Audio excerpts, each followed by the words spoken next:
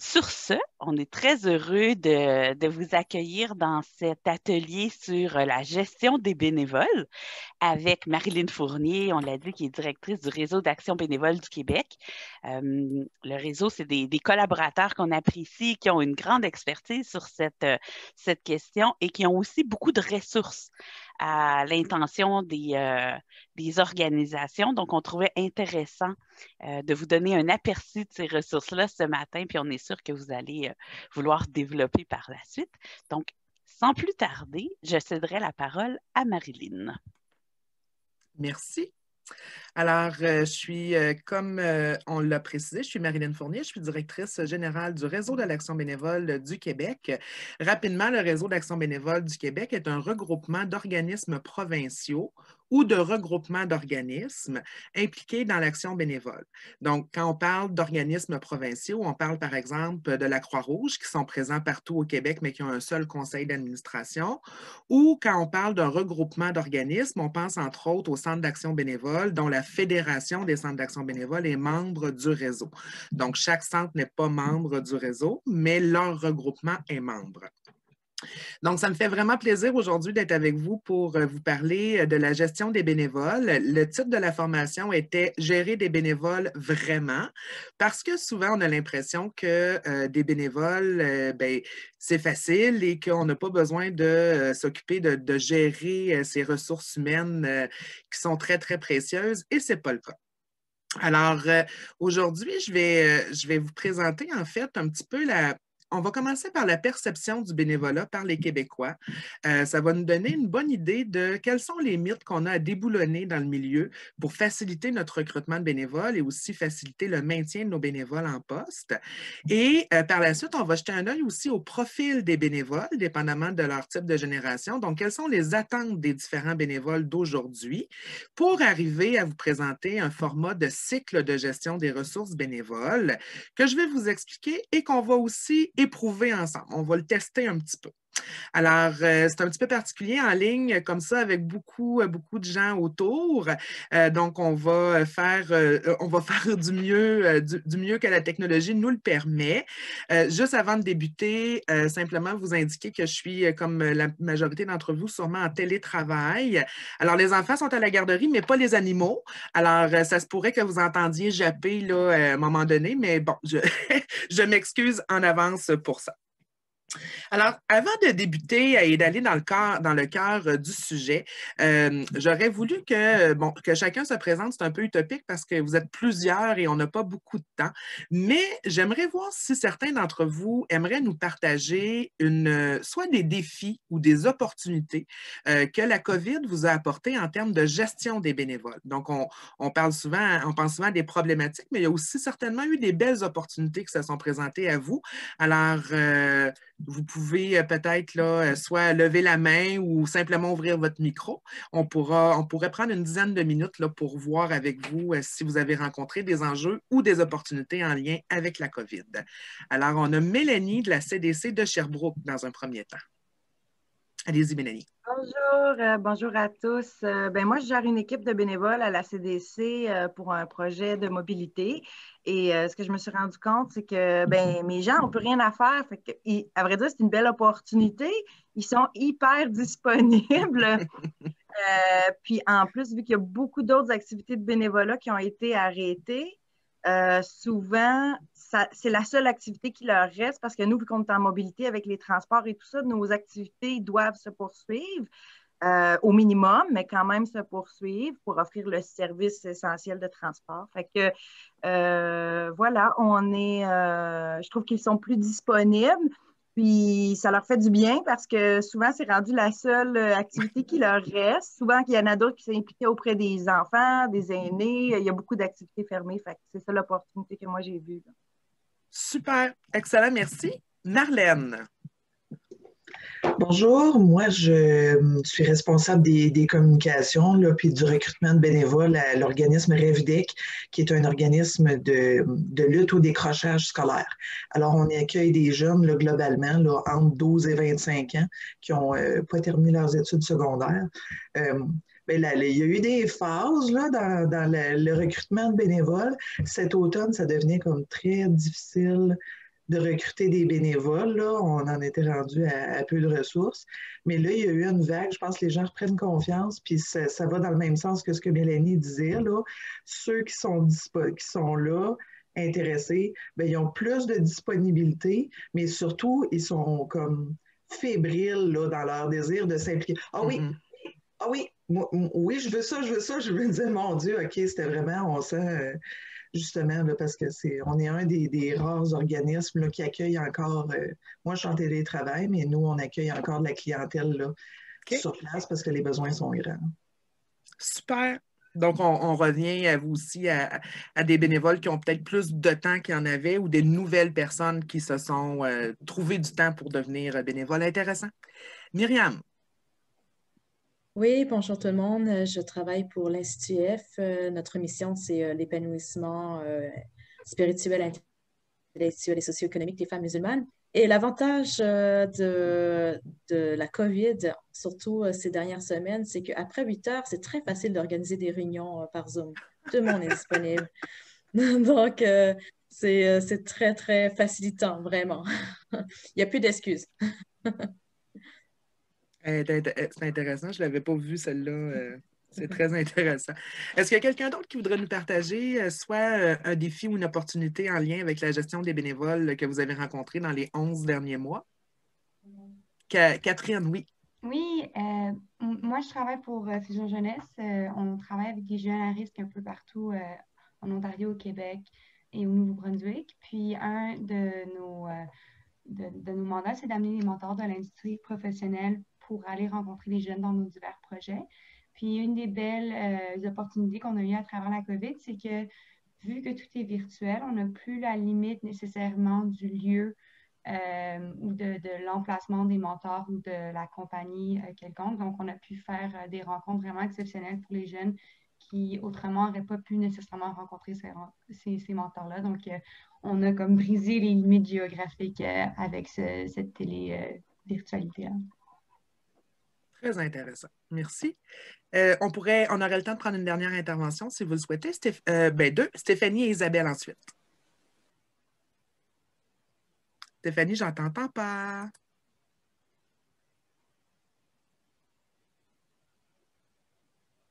On va passer à Isabelle. Puis... Ah, vas-y, non. Non. On va passer à Isabelle, puis je te reviens par la suite, Stéphanie, pour voir. Alors, Isabelle. Donc, comme je disais tantôt, Isabelle Bombardier, directrice générale du Centre d'action bénévole de Nicolet. Écoutez, chez nous, ce n'est pas des super opportunités, je dois dire. On est beaucoup sur le terrain, beaucoup avec des personnes âgées. On travaille beaucoup le maintien à domicile, bien sûr, avec l'accompagnement transport et la popote roulante principalement. On a perdu plus du 3/4 de nos bénévoles en lien avec les restrictions sanitaires, en lien avec l'âge. Au départ, on parlait des gens de 70 ans et plus. Après, là, depuis quelques semaines, on parle de 65 ans et plus. J'ai parlé hier à beaucoup de mes collègues d'autres centres d'action bénévole de la Mauricie et du Centre du Québec. On a tous et toutes un peu les mêmes réalités, c'est-à-dire qu'on commence à manquer cruellement de bénévoles, principalement pour des services comme l'accompagnement transport qui demandent de se rendre souvent dans des hôpitaux. Les bénévoles ont peur, n'ont pas envie de vivre ça, n'ont pas envie de se restreindre aussi à être presque cloîtrés pour ne pas contaminer les gens autour d'eux s'ils accompagnent des personnes âgées dans les hôpitaux. Ça demande beaucoup de dévouement. On en a quelques irréductibles qui restent justement pour le besoin de sociabilisation, le besoin de sortir de chez soi, un peu comme vous disiez, c'est comme oui, je suis disponible, mais il y a certaines limites à tout ça.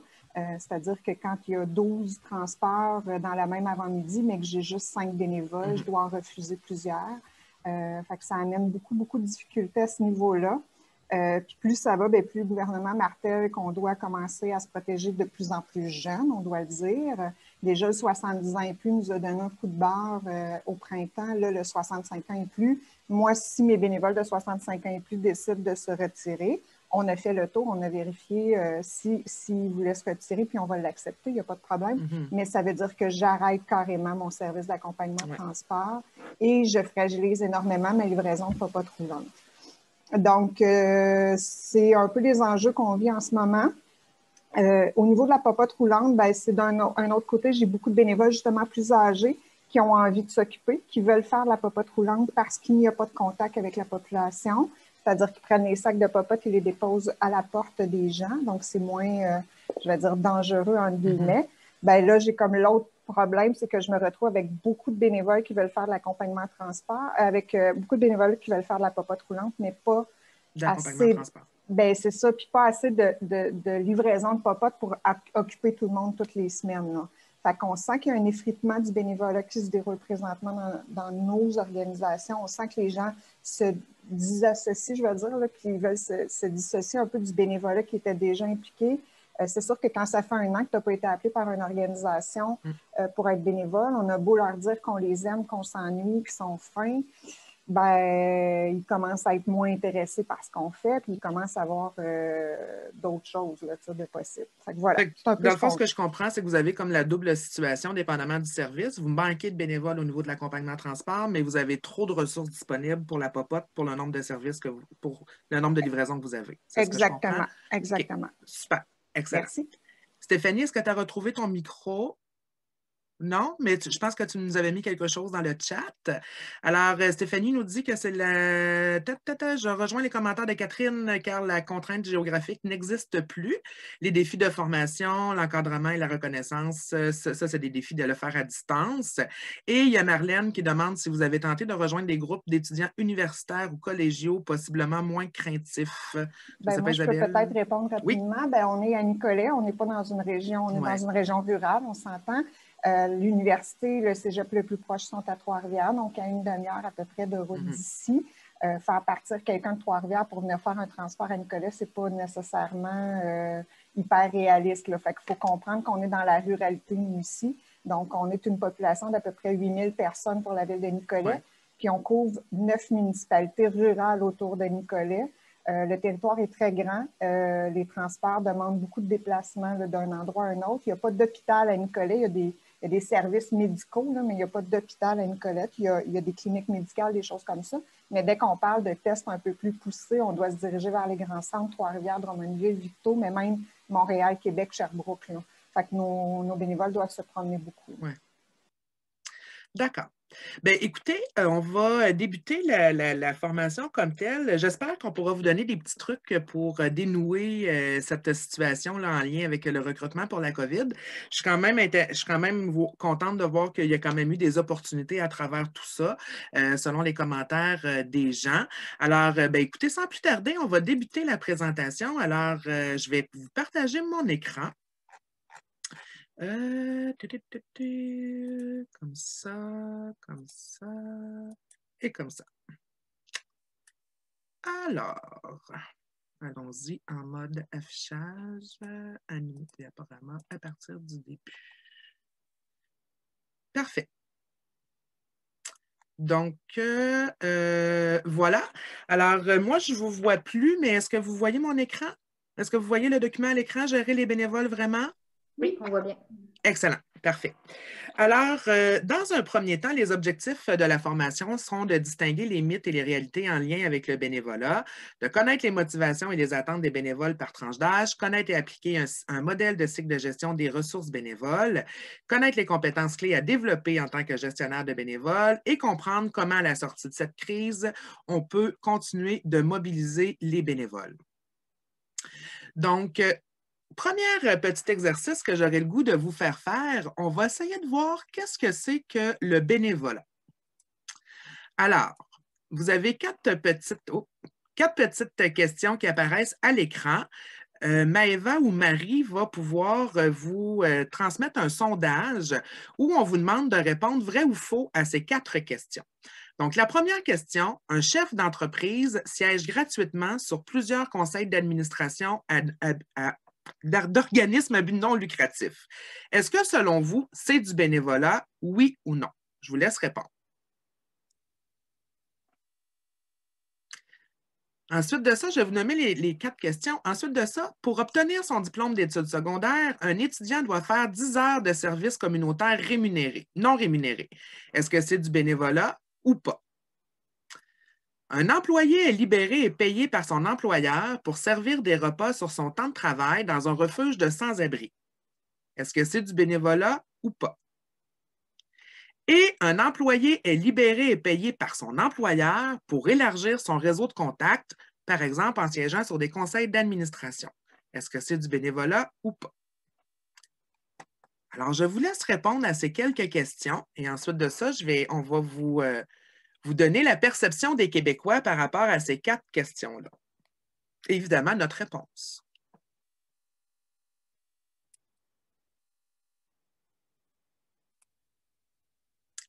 Donc, je vous laisse encore peut-être une trentaine de secondes.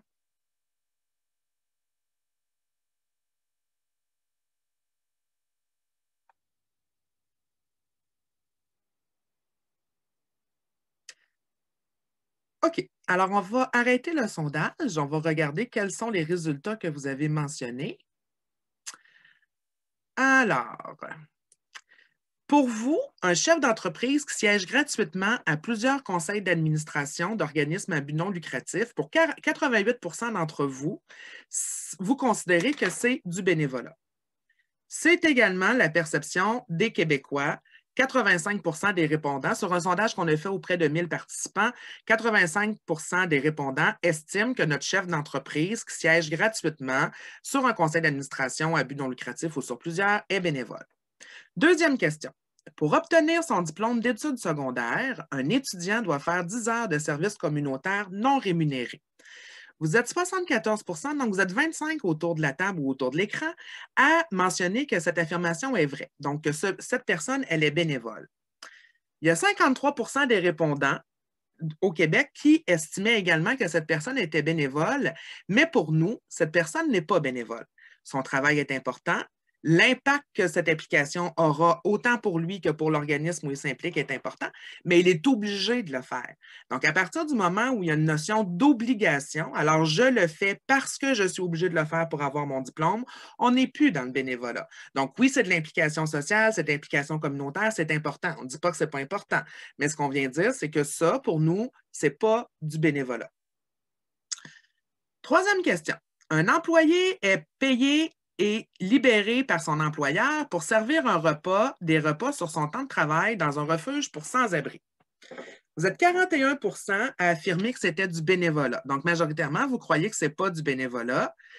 Et vous avez raison. 42 des répondants ont estimé que c'était du bénévolat. Ce n'est pas du bénévolat. À partir du moment où on est payé pour le faire, on est libéré pour le faire par notre employeur, on n'est pas bénévole. On est volontaire. Encore là, c'est important le travail qui se fait, mais on ne peut pas considérer que c'est du bénévolat. À côté, un employé est libéré, payé par son employeur pour élargir les réseaux de contacts. Vous êtes 10 à avoir mentionné que c'était du bénévolat, contre 91 à dire que ce n'était pas du bénévolat.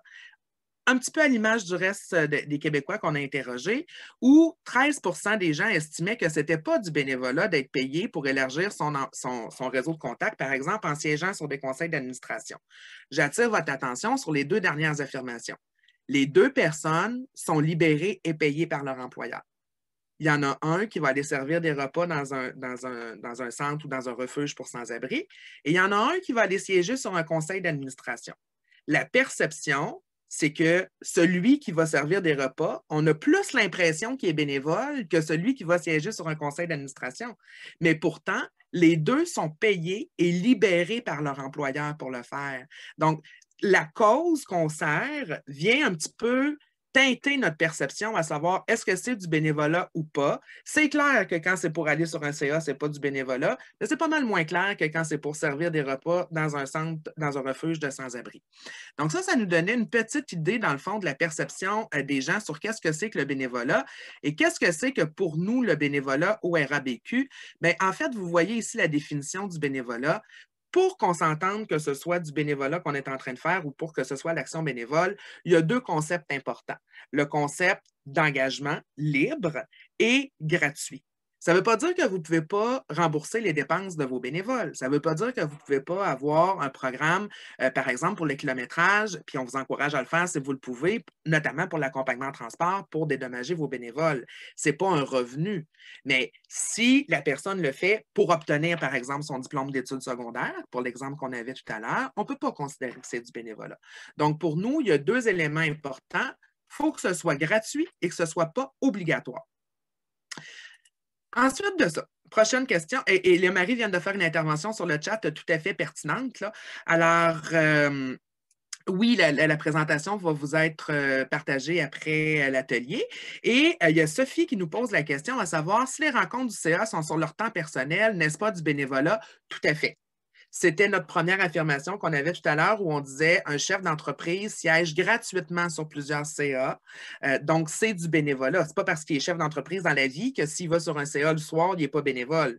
Mais si ça rentre dans ses heures de travail et qu'il est rémunéré pour le faire, à ce moment-là, on n'estimera pas que c'est du bénévolat. Pour ce qui est de la question du militantisme, j'ai une bonne question là, sur le chat. C'est pas évident de départager quand est-ce qu'on est militant, quand est-ce qu'on est bénévole. Je pense que les deux sont nécessaires à l'avancement des causes là, sociales au niveau du Québec. Pour nous, à certains moments, les militants sont aussi des bénévoles. Par exemple, on organise une action collective. Bien, pendant qu'on organise l'action, on est bénévole. Hein, on donne notre temps pour organiser l'action. Quand on est en train de faire l'action pour revendiquer quelque chose, là, on devient des militants, mais à mon avis, on est encore bénévole parce qu'on travaille encore pour une cause. Donc, juste rapidement, il y a des questionnements actuellement au Québec sur qu'est-ce que c'est que le bénévolat, qu'est-ce que c'est que le militantisme, qu'est-ce que c'est que le volontariat, qu'est-ce que c'est que l'entraide. Moi, quand je vais donner un coup de main à mon voisin pour pelleter son entrée, est-ce que je suis bénévole? Moi, je ne pense pas. Peut-être que mon voisin, quand il vient m'aider, lui, a l'impression qu'il est bénévole. Donc, il y a un travail actuellement là, au niveau des terminologies à utiliser pour l'action bénévole et vous pourrez en entendre parler plus grandement là, dans les prochains mois où on est en train de finaliser un lexique terminologique en action bénévole. Maintenant, perception générale du bénévolat. Juste un instant, j'ai une autre petite question. Merci. Donc, perception générale du bénévolat. On va faire la même chose qu'on a fait tout à l'heure. Alors, on va vous diffuser un sondage de quelques questions. On va faire ça en back and forth. Donc, on va vous poser quelques questions. Je vais vous donner la perception des gens par rapport à ces questions-là et la réponse au niveau de la réalité. Ensuite de ça, on va revenir avec quelques autres questions pour arriver finalement au profil des bénévoles. Alors, il y a 5 questions ici qu'on vous demande de répondre. Donc, vrai ou faux, de nombreux services et activités ne se réaliseraient pas sans la présence de bénévoles. Tout le monde peut faire du bénévolat. Les personnes qui s'engagent dans le bénévolat se portent mieux physiquement et psychologiquement. Il y a plusieurs salariés dans les organismes bénévoles et le bénévolat est surtout réalisé par des retraités et des personnes âgées. Alors, on vous laisse 1 minute et demie encore, là, un petit 2 minutes là, maximum pour répondre à ces questions-là avant de vous donner la perception des gens.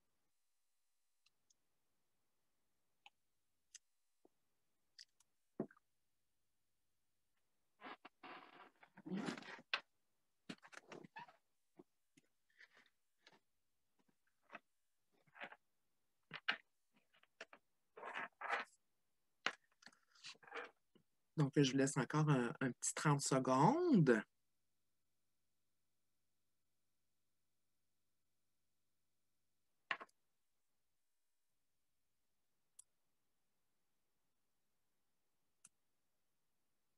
Excellent. Alors, on va vous partager les résultats. Donc, à la question, de nombreux services et activités ne seraient pas possibles sans la présence de bénévoles, vous êtes 97 % à avoir affirmé que c'était vrai. Heureusement, hein, parce que vous êtes tous dans le domaine. Donc, les Québécois sont tout à fait d'accord avec ça. 95 % des gens conviennent que sans le bénévolat, il y aurait plusieurs activités qui ne seraient pas réalisables. Deuxième question, tout le monde peut faire du bénévolat. Vous êtes 76 % à avoir affirmé que c'était vrai. Il y a 88 % des gens qui affirment que c'est vrai. Donc, vous êtes moins nombreux autour de la table à penser que tout le monde peut faire du bénévolat que le reste de la population. Nous, on croit qu'effectivement, tout le monde peut faire du bénévolat.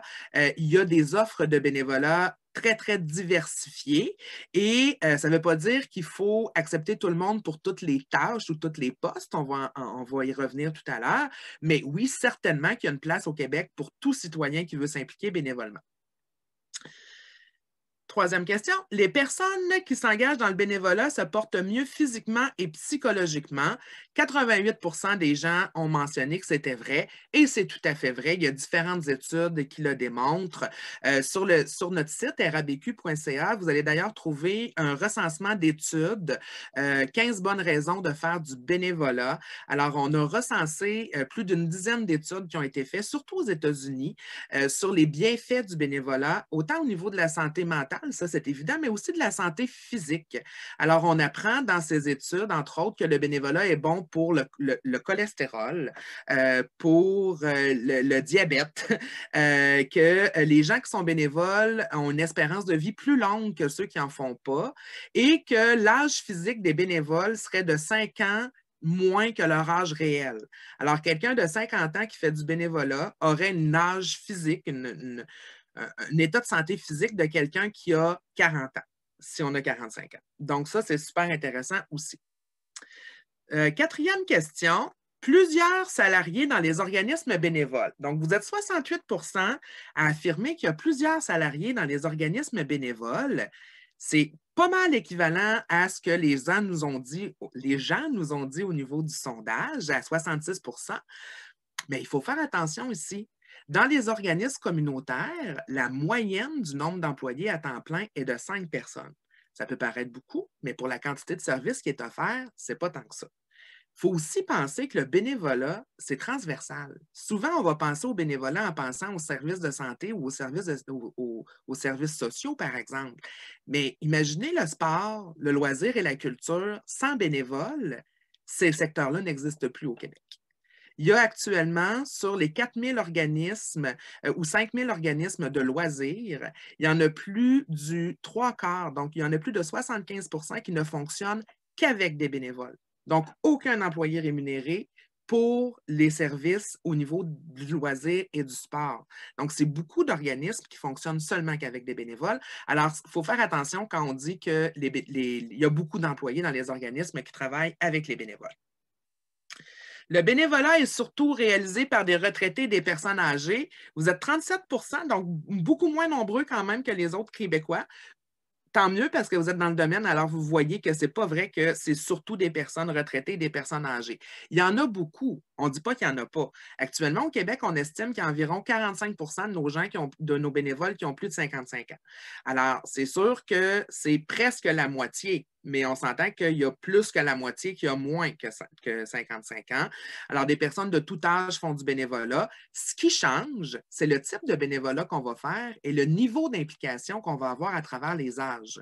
Alors, moi, actuellement, je suis maman, mes enfants vont rentrer à l'école. Il y a de fortes chances que ma conjointe s'en aille sur le conseil d'établissement de l'école. Donc, nos enfants vont aller à l'école, on va s'impliquer sur le conseil d'établissement. S'ils font du sport, on risque éventuellement de s'impliquer aussi dans leur club sportif. Par la suite, s'ils font comme moi, ils devraient avoir un intérêt pour les cadets ou les 4H ou quelque chose comme ça. On risque de se retrouver bénévoles aussi dans ces organisations-là. Puis à un moment donné, nos enfants vont être grands, puis on va pouvoir penser à nous et faire du bénévolat selon ce qui nous convient à nous. Alors, oui, il y a beaucoup de personnes âgées qui font du bénévolat, c'est vrai. C'est eux qui donnent le plus d'heures. Ça, c'est vrai, par exemple. De dire qu'il y a surtout des personnes âgées qui sont bénévoles, c'est faux. Mais de dire que c'est eux qui font le plus grand nombre d'heures, ça, c'est vrai. Alors, je vais juste aller voir au niveau du chat avant de passer aux autres questions. Est-ce que la question a été posée dans les milieux d'habitation? Est-ce que la personne qui a posé la question sur les lieux d'habitation, est-ce que vous pouvez un petit peu juste élaborer votre question? Je ne suis pas sûre de comprendre. Oui. Oui, c'est moi, c'est Marie-Pierre de la Fondation André Côté. Oui. Moi, je viens de Notre-Dame-des-Laurentides, qui est un village au nord de la ville de Québec, tout près collé à Stoneham. J'ai atteint le Bas-Saint-Laurent il y a quand même plusieurs années et je suis directrice générale de la Fondation André Côté, qui offre des services gratuit pour les personnes atteintes de cancer et maladies incurables. Donc, j'ai vu le constat, mais j'ai vu la différence peut-être versus ville et région. De là, mon questionnement pour les salariés. Tu fais à ce que peut-être au niveau, j'ai comme l'impression qu'à la Ville de Québec ou à la Ville de Montréal, Sherbrooke, quoi que ce soit, les plus grands centres, on porte plus d'employés pour les organismes bénévoles qu'il y ait un support rémunéré que les organismes peut-être en région ou des petites municipalités. Où souvent c'est un employé qui regroupe 3 ou même 4 municipalités dans les régions en raison des budgets qui ne sont pas aussi les mêmes. Donc, c'était ça un petit peu mon questionnement. Parce que je pense qu'il y a une variante importante quand même au niveau des organismes bénévoles pour les salariés, du fait à ce que, tout dépendamment de ta municipalité est positionnée, si tu es en région, il y a fort également, comme vous dites, un grand risque que c'est un organisme bénévole qui va gérer la patinoire ou le club de soccer, versus qu'à la ville de Rivière-du-Loup, il y a 2-3 employés qui vont gérer le soccer récréatif, vu que la réglementation ou la reconnaissance est plus importante. Donc, c'était peut-être ce volet-là que je voulais poser au niveau du questionnement. Parfait. En fait, le sondage dont il est question ici a été posé à 1000 Québécois partout à travers le Québec. Donc là, on voulait aller voir la perception des gens. La donnée que je vous disais par rapport surtout au niveau du secteur du loisir et du sport pour les organismes qui ne comptent que sur des bénévoles, on ne l'a pas départagé en fonction de ville-région. Par contre, ce qu'on ne verra pas aujourd'hui, c'est que le RABQ a aussi réalisé en 2018 une étude pour faire le portrait du bénévolat au Québec, mais aussi par région administrative. Et ce qu'on se rend compte... Marilyn, tu as coupé ton micro. Marilyn, ton micro.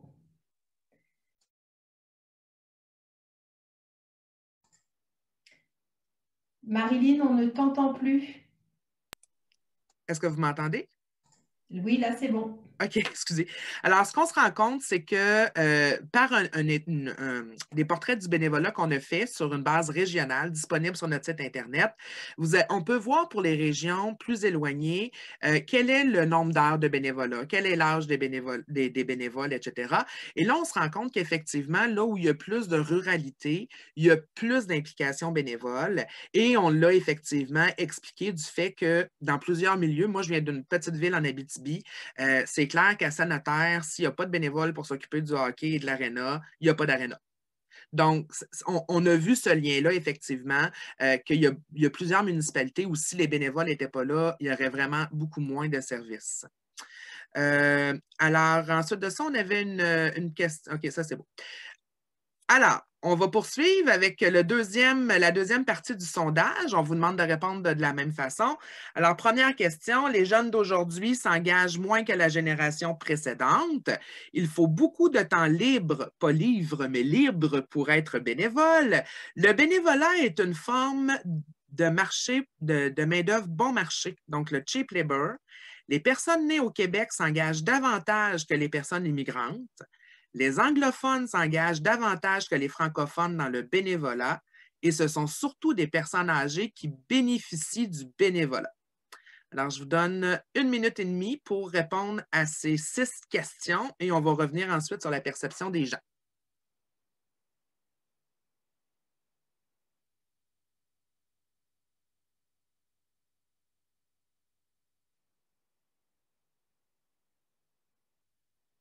On voit vraiment que vous êtes dans le milieu, hein? Que je regarde vos réponses, là, puis vous êtes très bons.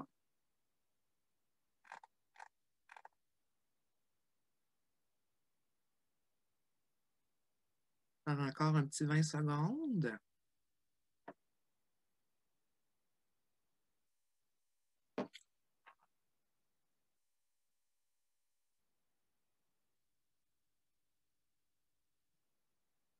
OK. Alors, je vais vous partager les résultats. Donc, vous avez estimé que les jeunes d'aujourd'hui, c'est faux de dire qu'ils s'engagent moins que la génération précédente. Les Québécois ne sont pas tout à fait du même avis que vous. Les Québécois ont l'impression que c'est vrai. 54% des gens ont indiqué que c'était vrai. Par contre, ce qu'on voit, c'est que selon les statistiques canadiennes, en 2013, 42% des jeunes âgés de 18 à 34 ans étaient impliqués bénévolement et la tendance se maintient jusqu'à aujourd'hui. Donc, sur les différentes études qui sont faites par Statistique Canada, il y a une étude qui est faite aux 3 ans et publiée aux 5 ans et on ne voit pas de diminution dans le taux d'implication des jeunes de 18 à 35 ans. Là, il faut faire attention, c'est que Statistique Canada ne fait pas la distinction entre ce qui est du bénévolat et le reste qu'on a vu tout à l'heure. Donc, quand on demande aux jeunes, avez-vous fait du bénévolat? On ne précise pas, avez-vous fait du bénévolat autrement que dans un programme scolaire pour pouvoir avoir votre diplôme d'études secondaires? Donc, on ne sait pas combien il y a de gens dans ce 42 %. On ne sait pas combien il y a de jeunes qui étaient effectivement bénévoles pour des organismes versus ceux qui avaient mentionné être bénévoles parce qu'ils participaient à un programme scolaire où on leur demandait des implications communautaires. Alors, il faut faire attention. Par contre, ce qui est vrai, c'est que les jeunes ne s'impliquent pas moins qu'ils s'impliquaient, ils s'impliquent différemment. Alors, vous l'avez nommé aussi en début de rencontre, toute la question du virtuel. Il y a comme plus de frontières. Et ça, c'est vrai pour nous. Peut-être que ça nous a comme frappé comme réalité dans les derniers mois, mais pour les jeunes, ça fait longtemps que c'est vrai. Alors, un jeune peut être au Saguenay-Lac-Saint-Jean et s'impliquer dans une organisation ou pour une cause à Montréal et ça se fait. Donc, le sentiment d'appartenance n'est plus nécessairement au territoire, mais à la cause. C'est vrai pour tous les bénévoles et c'est vrai aussi pour les gens. Il faut beaucoup de temps libre pour être bénévole. Alors là, vous m'étonnez, vous scorez avec 92 % des gens qui mentionnent que c'est faux et vous avez raison. Par contre, attention, il y a 40 % des gens au Québec qui pensent que ça prend beaucoup de temps pour être bénévole. Nous, ce qu'on dit, c'est qu'on rappelle que le bénévolat peut être sporadique ou effectué seulement quelques heures par semaine. Selon les données qu'on a recueillies en 2018, la moyenne d'heures par semaine est un petit peu plus que 2 heures par semaine. C'est sûr qu'on a des exceptions. Là. On a ceux qui vont nous donner encore 15 heures par semaine, puis tant mieux, on ne veut pas les perdre. Et on a ceux qui viennent de façon plus sporadique, mais que quand ils sont là, ils donnent tout ce qu'ils ont. Alors, c'est nos deux profils de bénévoles qu'on a actuellement. Il faut apprendre à vivre avec ces deux types de bénévolat, mais surtout, il faut casser l'idée que ça prend 15 heures de disponible par semaine pour être bénévole au Québec. Ce n'est pas vrai. Alors, il y a du bénévolat qui demande plus de temps, continu, mais il y a des tâches sporadiques qui peuvent très bien se faire. Donc, c'est sûr que si les gens qui veulent devenir bénévoles ont l'impression qu'ils vont devoir investir 10 heures par semaine dans leur bénévolat, bien, c'est un peu rébarbatif pour eux. Donc, il faut un petit peu casser cette perception-là que ça prend beaucoup de temps pour être bénévole. Je vais aller voir, il y a une question sur le chat. Oui, tout à fait. Les résultats du sondage seront partagés. En fait, je pourrais donner à Marie et à Maëva différents liens là, de ressources disponibles sur notre site Internet, dont le rapport sur la perception du bénévolat par les Québécois et l'état de situation du bénévolat au Québec versus les différentes régions administratives. Autre question. Le bénévolat est une forme de main-d'œuvre bon marché. Merci aux 84 % qui ont répondu que c'était faux. Il y a 36 % des Québécois qui ont l'impression que c'est effectivement une forme de main-d'œuvre bon marché. Pour nous, cette perception vient sûrement du fait que dans plusieurs organismes, le bénévole est une ressource humaine. Il faut le recruter, il faut l'encadrer, il faut le filtrer, il faut le former, il faut l'évaluer, il faut le reconnaître. Ça ressemble drôlement à un cycle de gestion des ressources bénévoles et ça pourrait être perçu comme étant du cheap labor. Mais plus encore, là où il faut faire attention. J'ai remarqué dans les dernières semaines que tous les organismes, on essaie d'un petit peu de tirer notre barre de couverture. Et dans les dernières semaines, j'ai vu des actions où on opposait les besoins en financement des organismes aux besoins en bénévolat. Et c'est une erreur. Il ne faut pas faire ça. C'est de dire on a besoin, ce n'est pas de bénévoles qu'on a besoin, c'est de financement. Bien, on revient dire si on avait de l'argent, on n'aurait pas de bénévoles. Et ça, c'est du cheap labor. Puis, c'est pas vrai que les bénévoles sont là juste pour faire des tâches que les employés ne peuvent pas faire parce qu'on n'a pas d'argent pour payer des employés. Le bénévolat apporte une âme à votre organisme. Donc, c'est sûr que quand on dit « ben non, c'est pas vrai, c'est pas de bénévoles qu'on a besoin, c'est d'argent », ben on vient un petit peu renforcer cette impression de cheap labor. Fait que faisons attention un petit peu à nos messages parce que opposer un et l'autre n'est pas nécessairement la bonne solution à notre avis. Ensuite de ça, on avait une question. Ah, ben, merci beaucoup, ça me fait plaisir. Les personnes nées au Québec s'engagent davantage dans le bénévolat que les personnes immigrantes. Ça, c'est très intéressant. Vous êtes 95 % à avoir répondu que c'est faux. Mais c'est vrai. Il y a 29 % des Québécois qui avaient l'impression que c'était vrai également. Les données canadiennes nous indiquent que les personnes immigrantes s'impliquent un peu moins que la moyenne canadienne. C'est vrai pour les immigrants de première génération. Alors, quand les gens arrivent au Québec, là, dépendamment dans quel statut ils arrivent, leur priorité n'est pas nécessairement de faire du bénévolat, sinon pour apprendre la langue puis pour permettre de se faire un réseau. Mais vous connaissez certainement tous la pyramide de Maslow. Quand on est rendu au niveau du bénévolat, on est dans le haut de la pyramide. On est dans l'actualisation. Alors, quand on arrive au Canada, ben, on doit d'abord s'intégrer, on doit se trouver un logement, on doit se trouver une job, on doit faire manger notre famille. On n'a pas le temps nécessairement de penser à aller faire du bénévolat tout de suite. Alors, c'est ce qui expliquerait pourquoi les immigrants de première génération sont moins susceptibles de faire du bénévolat que les Québécois ou que les Canadiens de souche, mais la tendance se renverse, comme je vous dis, à partir de la deuxième génération. Mais c'est vrai que les Québécois s'engagent davantage que les personnes immigrantes au Québec. Les anglophones s'engagent davantage que les francophones dans le bénévolat. Vous êtes 61% à avoir répondu que c'était vrai. C'est vrai. Il y a seulement que 27% des Québécois qui pensaient que c'était vrai, ceci dit, mais les données canadiennes nous indiquent effectivement que le taux de bénévolat est plus élevé dans les organismes des provinces anglophones. Il y a différentes raisons qui expliquent ça. Évidemment, il y a toute une question culturelle. Il y a toute une question aussi de religion qui est quand même plus présente dans le reste du Canada qu'au Québec. Puis, au Québec, c'est comme si, dans les années 60, on avait voulu jeter le bébé avec l'eau du bain, comme on pourrait dire. Et quand on a laïcisé l'État, quand on a voulu sortir les églises de l'école et de l'État, le bénévolat était beaucoup associé à la charité chrétienne, était beaucoup associé à avoir des indulgences, puis d'aider son prochain. C'est comme si, nous, au Québec, on a dit non, nous, on ne veut plus de ça, la religion, puis on a un petit peu perdu ce sens-là. Mais on s'implique autrement. Et ce qu'on a au Québec, ben, c'est entre autres du bénévolat d'initiative, hein, des gens qui se mettent en gang puis qui disent, nous, on va aller faire une corvée pour nettoyer les berges. Nous, on va organiser une fête de quartier. Bien, ça, ce n'est pas répertorié comme bénévolat parce que ce n'est pas associé à une organisation. Donc, il ne faut pas croire que les bénévoles sont moins généreux en temps que le reste du Canada. Je pense que les Québécois sont très généreux en temps, mais ils ont une façon différente de donner leur temps. Et des fois, bien, on ne peut pas calculer ces heures-là parce que ça se fait de façon spontanée et du bénévolat d'initiative. On l'a vu dans le cadre de la COVID, on a 40 000 personnes qui se sont inscrites sur le site jebénévole.ca dans la première vague de la COVID. C'est vrai qu'il y avait beaucoup de gens qui ne travaillaient pas, mais il reste qu'il y a quand même 40 000 personnes qui se sont portées volontaires pour aller aider les organismes du Québec. Dans ma présentation, je vous disais que je suis directrice générale du RABQ. Dans une autre vie, j'ai été 20 ans à la Croix-Rouge canadienne et les 10 dernières années de ma vie, je gérais un service des ressources bénévoles de la Croix-Rouge. Donc, toutes les dernières mesures d'urgence qu'on a eues au Québec, là, les inondations, les feux de forêt, l'arrivée des réfugiés syriens en 2015, j'étais au premier plan et je peux vous dire que quand on a une situation comme ça, les Québécois, ils sont solidaires.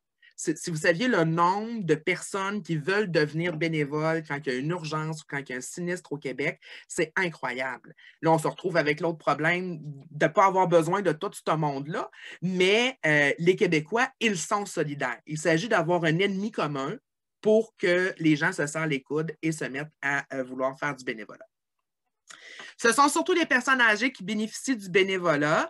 Donc, vous êtes 3% à avoir affirmé que c'était vrai. Effectivement, mais il y a quand même le quart des gens. Il y a quand même le quart des Québécois qui ont l'impression que c'est vrai que le bénévolat s'adresse qu'aux personnes âgées. Je vous rappelle, hein, les jeunes, les familles, les personnes handicapées, tout le monde bénéficie de la part des bénévoles. Donc, c'est faux de penser que le bénévolat s'adresse surtout à des personnes âgées. C'est peut-être vrai dans le secteur des services sociaux ou de la santé, mais ce n'est pas le cas en éducation, en environnement, en loisirs, en culture, en communication. Ce n'est pas le cas. Alors, juste avant de passer aux dernières questions. Parfait. Donc, dernière question du sondage. Le bénévolat demande des compétences de plus en plus élevées. Il y a beaucoup trop d'organismes bénévoles au Québec. Alors, vrai ou faux?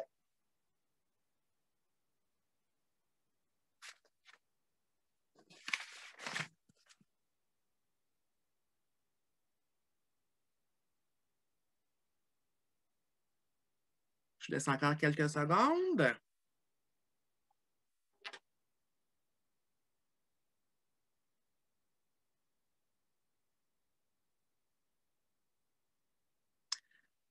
OK. Alors, dernière petite question. Le bénévolat demande des compétences de plus en plus élevées. Vous êtes 32% à avoir répondu oui. Les Québécois, 24% ont répondu oui également. C'est vrai qu'on cherche des compétences dans les organismes, mais la majorité des organismes ont des formations qui se rattachent à leurs tâches. Donc, ça ne devrait pas être un enjeu ou un frein à s'impliquer bénévolement. Et il y a beaucoup trop d'organismes de bénévolat au Québec. Il y a 15% des gens qui ont mentionné qu'il y avait trop d'organismes de bénévolat au Québec. Nous, évidemment, on dit que c'est faux, hein, parce que pour nous, cette affirmation-là, elle ne tient pas compte des besoins des gens. Puis là, on ne partira pas un débat sur le dédoublement puis les fusions possibles ou pas là, entre les organisations, mais il reste que pour nous, ben, c'est correct qu'il y ait autant d'organismes qui font du bénévolat ou qui ont besoin des bénévoles. Alors voilà pour ce qui est de la perception des gens sur le bénévolat au Québec. Alors, vous voyez qu'on a certains mythes quand même à déboulonner pour faciliter le recrutement et faciliter la rétention des gens. Maintenant, au niveau des attentes des bénévoles, en 2012, il y a un rapport de recherche qui a été fait, en fait, en 2011.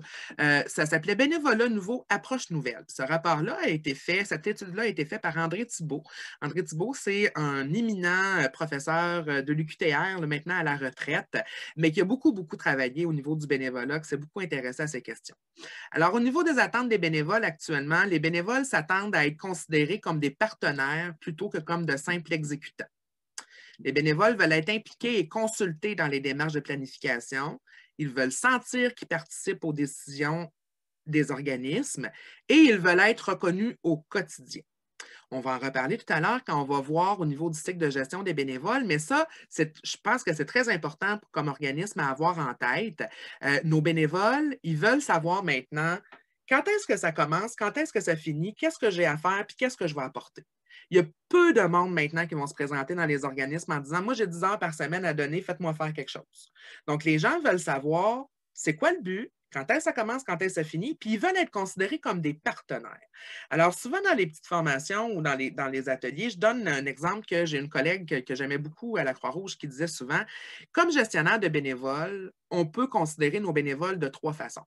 On peut les considérer comme des rois, comme des outils ou comme des partenaires. » Alors, quand on considère nos bénévoles comme des rois, c'est comme l'enfant roi, hein, c'est le bénévole à qui on ne peut rien refuser, à qui on ne peut rien reprocher, à qui on ne peut pas dire qu'il n'a pas fait sa tâche correctement parce qu'il est bénévole, puis si on le perd, on va être dans le trou. À l'autre extrême, on a le bénévole outil qu'on va utiliser simplement quand on en a besoin. Alors, imaginez-vous un marteau, vous êtes en train de clouer un clou. Quand vous avez fini de clouer votre clou, vous ne jasez pas avec votre marteau. Prenez votre marteau, vous le mettez sur la tablette, puis vous allez rechercher votre marteau quand vous allez avoir un autre clou à clouer. Ça, c'est notre bénévole outil qu'on va utiliser juste quand on a une tâche à y faire faire, puis ensuite de ça, on ne le considère plus. Puis, il y a le bénévole partenaire, où à un moment donné, les idées de tout le monde sont prises en considération, on tient les gens au courant, on les consulte sur les meilleures solutions qu'on peut avoir, puis on ne sait plus à quelque part qui est payé ou qui n'est pas payé dans l'organisation. Quand on arrive à avoir nos bénévoles partenaires, là, on ne fait plus la différence de toi, tu es payé, toi, tu ne l'es plus, tout le monde travaille dans le même sens. Donc, ça, c'est les attentes générales des partenaires. Et est-ce qu'on a des attentes spécifiques pour les types de génération? Ben oui. Alors, pour les bénévoles de plus de 66 ans, ce sont des gens qui vont continuer de donner beaucoup d'heures. C'est des gens qui respectent les valeurs traditionnelles, qui sont plus conservateurs, qui ont une force de caractère, qui sont dans l'oubli de soi, qui ont beaucoup de discipline, qui veulent contribuer au bien commun et qui ont un sens important de la morale et de l'éthique. Avec ces bénévoles, on doit s'efforcer d'offrir un bon climat de travail, une bonne qualité de relations interpersonnelles, puis mettre l'emphase autant sur la manière d'atteindre les résultats que les résultats eux-mêmes. C'est ce que nos bénévoles de plus de 66 ans s'attendraient. Ça, c'est une étude de Bénévoles Canada, ceci dit, là, que je suis en train de vous présenter. Pour les bénévoles de 50 à 66 ans, ça, c'est nos boomers. Hein? Fait que c'est le sentiment d'avoir bâti une culture nouvelle. C'est un sentiment d'idéalisme, la normalité du bourreau de travail, la loyauté envers l'équipe, l'approche par consensus. C'est des gens qui vont aussi rechercher un statut. J'ai été professeur toute ma vie. J'ai été ingénieur toute ma vie. Je viens de prendre ma retraite. Mon bénévolat, souvent, va devenir mon nouveau statut. Donc, c'est des gens qui sont ambivalents par rapport à l'autorité parce qu'ils veulent bien être gérés, mais en même temps, ils connaissent un peu la vie. Et ils préfèrent se sentir qu'ils se vouent à une cause sans nécessairement être engagés envers l'organisation elle-même ou son personnel. Par exemple, prenons les personnes âgées. Il y a beaucoup d'organismes qui s'intéressent aux personnes âgées.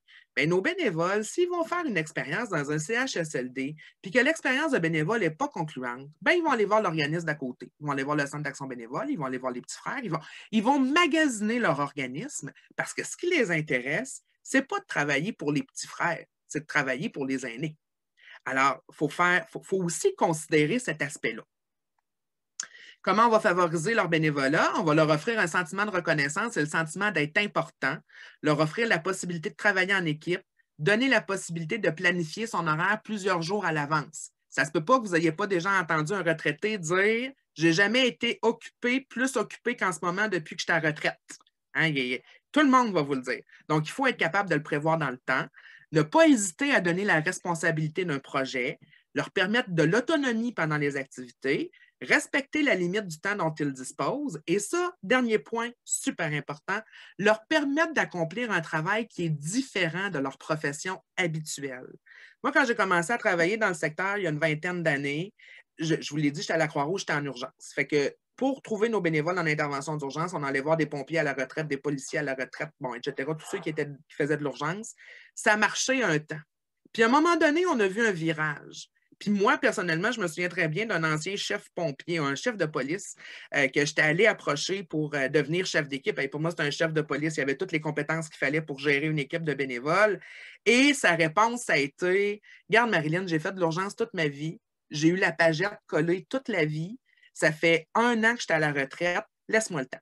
Laisse-moi le temps de faire d'autres choses. Mais propose-moi quelque chose que je n'ai jamais fait. » Et ça, de plus en plus, c'est comme ça. Les gens prennent leur retraite, arrivent dans le bénévolat. Ils ne veulent pas continuer leur carrière dans leur bénévolat. Ils veulent développer de nouvelles compétences et faire d'autres choses. Ça, c'est quelque chose que moi, personnellement, comme gestionnaire de bénévoles, j'ai pu voir le changement dans les dernières années.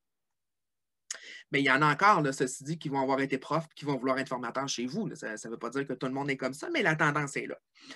Les 36-49 ans, ça, c'est ma gang, ça. Alors, nous, on a une loyauté envers nos supérieurs. On est un peu sceptique devant le gouvernement et les grandes entreprises. On se méfie des grandes organisations. On est orienté vers les résultats. On n'a pas beaucoup de temps à perdre. Hein? On travaille, nous. Fait que là, il faut des résultats. Adaptabilité, autonomie puis individualisme dans le bénévolat ou au travail. Il faut reconnaître son indépendance et son besoin de défi. Il faut attribuer des tâches diversifiées et favoriser la polyvalence dans le bénévolat. Il faut leur offrir un environnement dynamique, stimulant et motivant où on a du fun. Quand on est bénévole à 36 à 49 ans, là, on est dans la famille, on est dans le travail, on veut avoir du plaisir dans notre bénévolat. La journée où on n'aura plus de plaisir, on n'ira plus. Offrir des tâches bien définies, encadrées par des supérieurs compétents et organisés. On revient à « on n'a pas de temps à perdre ». Donc, on s'attend à ce que les gens sachent où est-ce qu'on s'en va. Oui, on veut être des partenaires, mais on va être guidés dans notre action et on veut que ça permette de se réaliser et de s'épanouir. Ensuite de ça, on a le 19-35 ans. Le 19-35 ans, il est encore aux études ou vient de finir deux. Alors, c'est un bon travailleur d'équipe, il recherche l'authenticité. Orientation sur la rapidité et l'instantanéité. Hein? Cette génération-là est née avec un téléphone et un ordinateur dans les mains. Alors, tout est facile, tout est vite, vite, vite. Hein? Fait que ça, ils ont besoin de ça. Ils ont beaucoup de questionnements, puis ils ont besoin de validation. Les attitudes à favoriser, leur faire sentir clairement que leur contribution est importante, leur offrir une expérience qui se renouvelle, leur offrir un encadrement flexible par des personnes compétentes. On revient à la génération précédente où on s'attend à être encadré par des gens compétents et à être consulté et avoir l'impression que notre opinion est prise en considération. Alors ça, c'est pour nos 19-35 ans et la majorité des organismes, des bénévoles, sont satisfaits quand l'organisme leur offre une bonne ambiance de travail, une souplesse dans les tâches et les horaires, des moyens pour effectuer leurs tâches et une rétroaction sur le résultat de leurs actions. Alors voilà à quoi s'attendent les bénévoles en 2021 Avant d'aller plus loin avec le cycle de gestion des bénévoles, j'aimerais voir si certains d'entre vous avaient des questions. Le plus facile, ça serait de lever la main virtuelle ou je vais avoir Maëva ou Marie là, qui vont me dire qui a levé sa main ou encore vous pouvez utiliser le chat. Ça se peut que vous n'ayez pas de questions encore. Là. Tant que je ne vous ai pas endormi, moi je suis correct. Là. OK, il n'y a pas de questions, mais personne n'a l'air de dormir, c'est bon. Maintenant. Marilyn, oui! Une toute petite seconde avant de passer à l'autre partie, la formation. Oui. Est-ce qu'on pourrait avoir un petit 2 minutes pause santé? Ben et oui. on revient dans 2 minutes. Certainement, allez-y. Et il y aura une question aussi de Mme Mélanie Trudeau-Bérard par la suite. Alors, on se voit à 59. On vous laisse 3 minutes. Courez! Merci.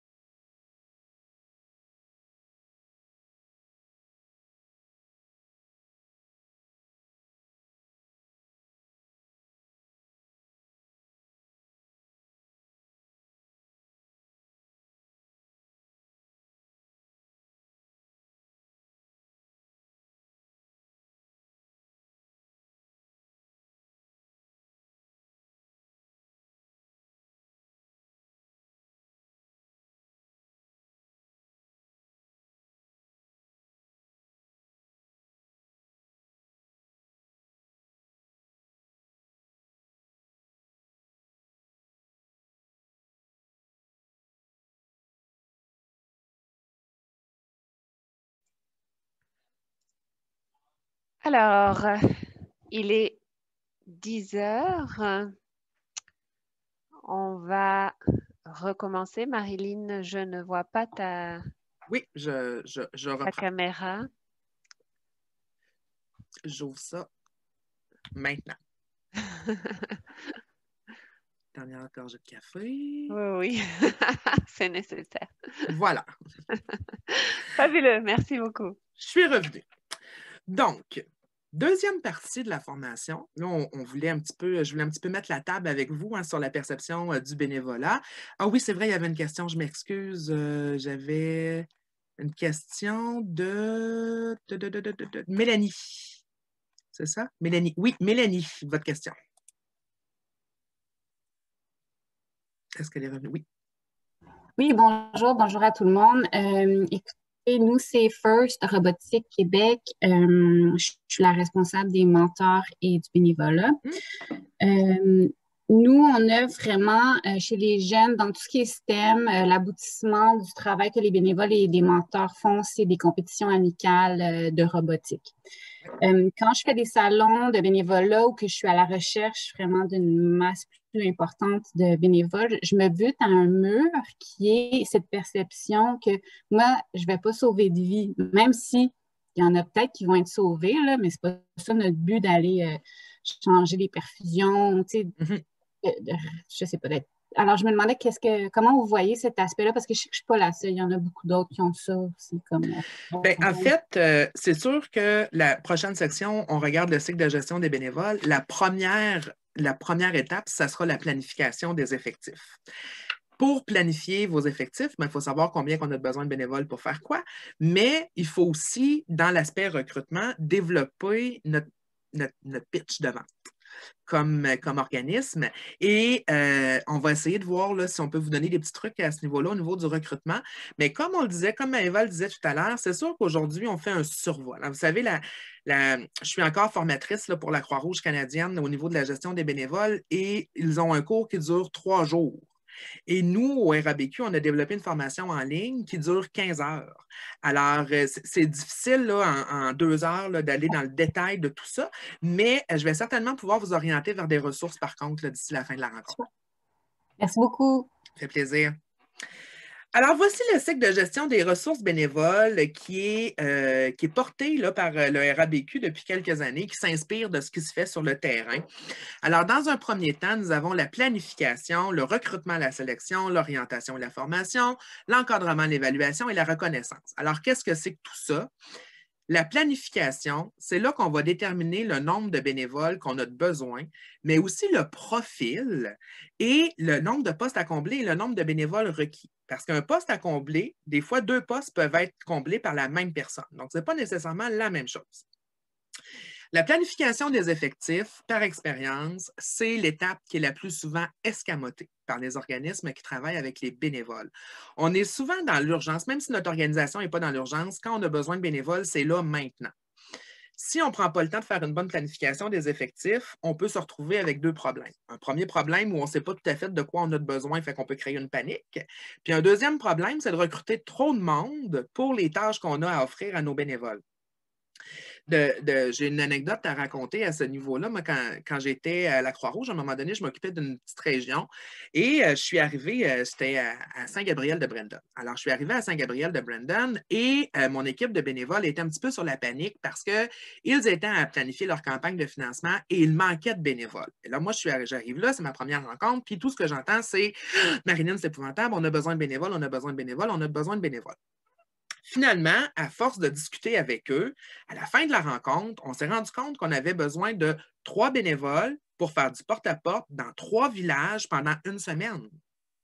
Alors, c'est pas mal moins paniquant de se dire on a besoin de recruter 3 personnes dans 3 villages pour 1 semaine que de se dire on a besoin de bénévoles, on a besoin de bénévoles, on a besoin de bénévoles.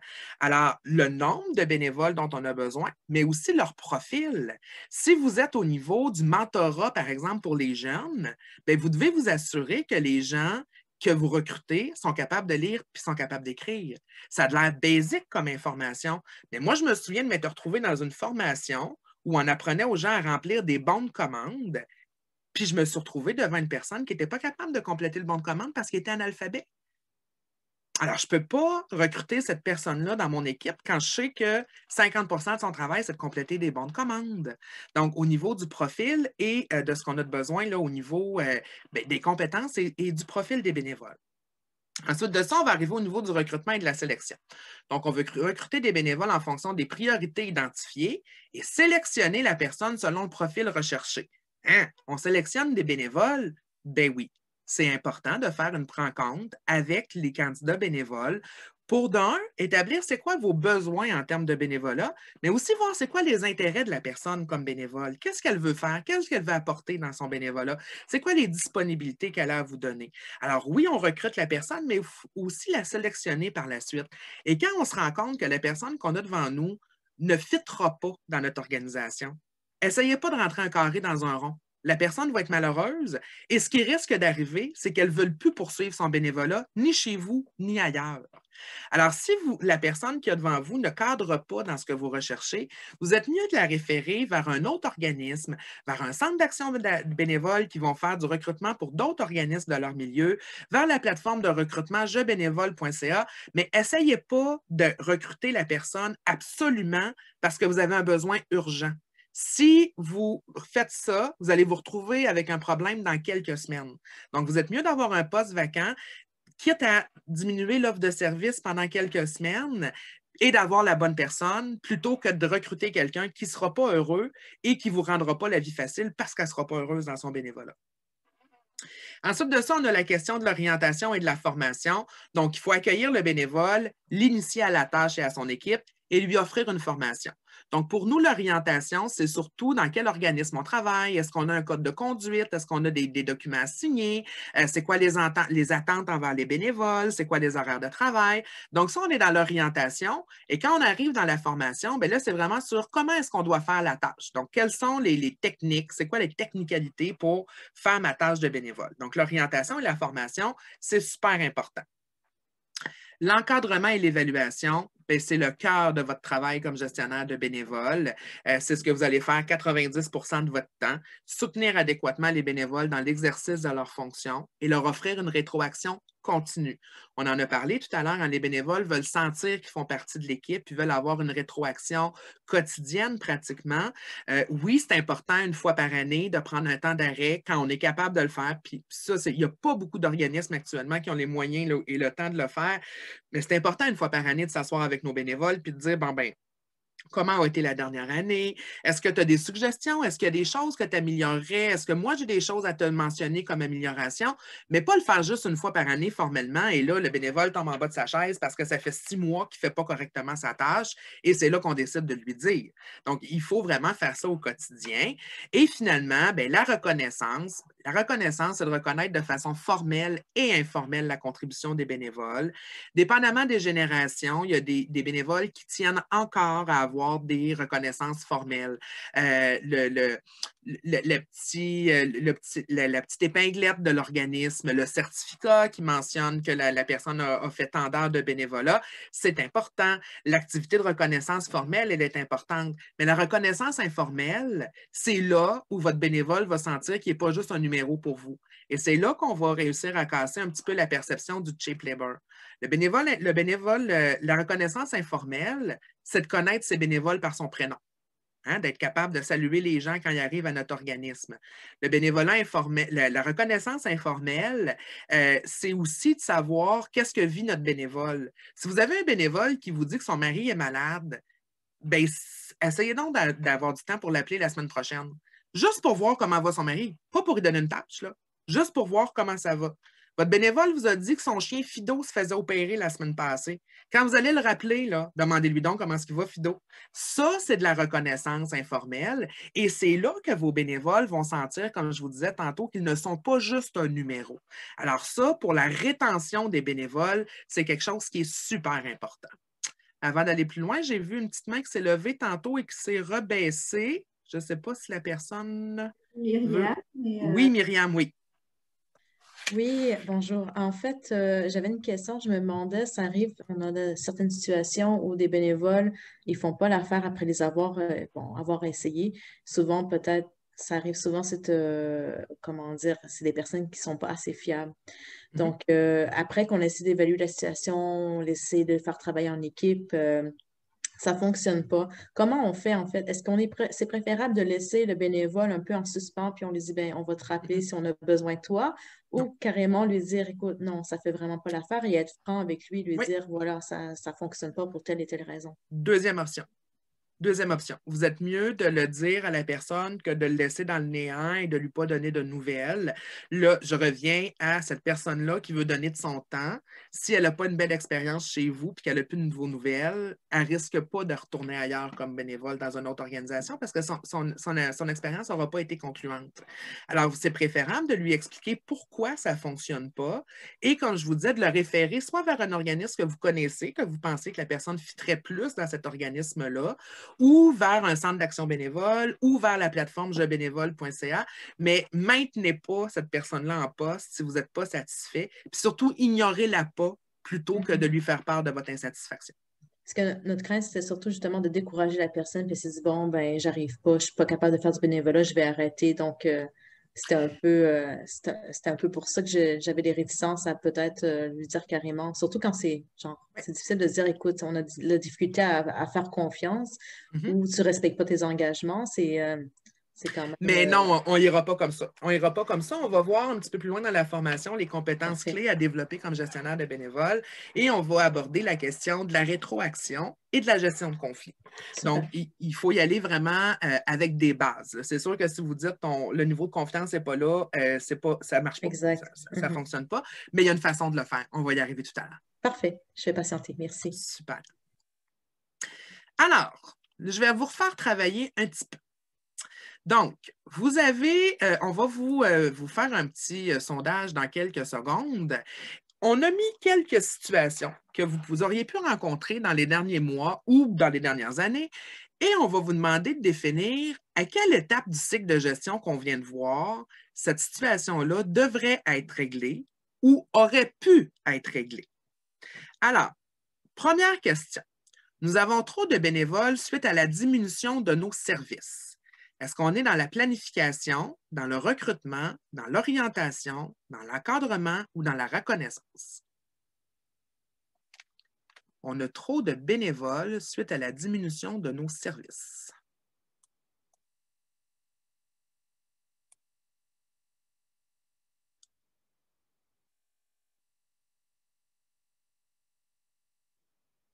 Alors, je laisse encore 2-3 secondes pour répondre. OK.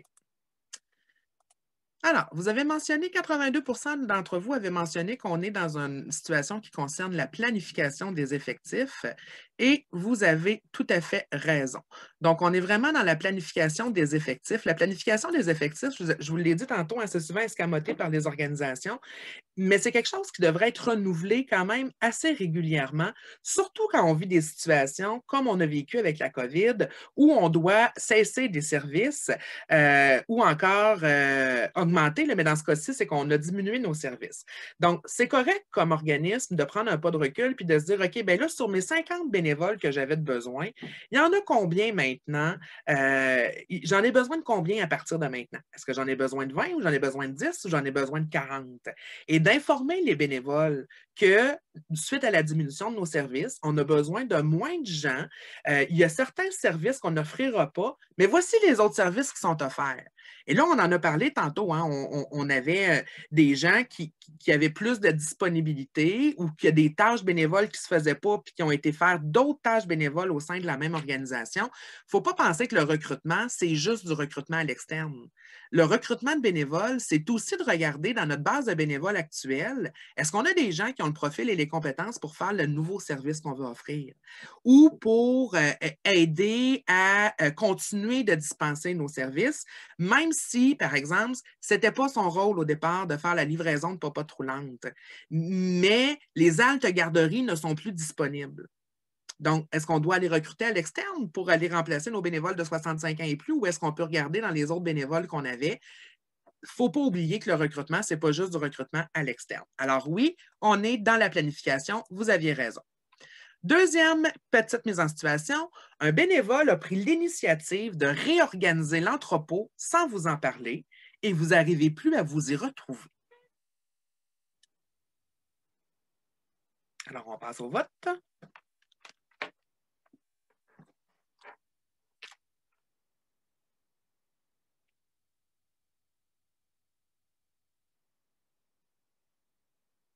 Je laisse encore quelques secondes.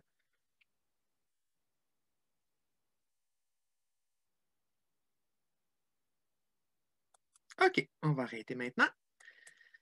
Donc, 67 d'entre vous avaient mentionné qu'on était dans l'encadrement et l'évaluation. Donc, vous avez raison, mais on est aussi dans l'orientation et la formation. Donc, encadrement, évaluation, évidemment, c'est là qu'on va reprendre la situation et qu'on va indiquer aux bénévoles que ça ne fonctionne pas. On ne peut pas faire ça, refaire l'entrepôt sans nous avertir, puis que là, on ne se retrouve plus, voici c'est quoi les impacts, etc. Mais au départ, avec l'orientation et la formation, cet élément-là aurait dû être clarifié. Donc, vous avez moins de chances de vous retrouver avec une situation comme ça, où le bénévole, plein de belles volontés, a pris l'initiative de réorganiser votre entrepôt, parce que peut-être que ça n'avait pas été précisé dans l'orientation que l'entrepôt, il est géré par l'équipe X qui doit faire l'inventaire, qui doit savoir où est-ce que tout se situe à la minute près. Alors, oui, encadrement, évaluation pour reprendre la situation, mais au départ, orientation et formation, on aurait dû avoir quelque chose là, qui parlait de ça dans notre orientation et notre formation. Troisième question, un bénévole fait des crises d'anxiété chaque fois qu'il entend parler de la pandémie.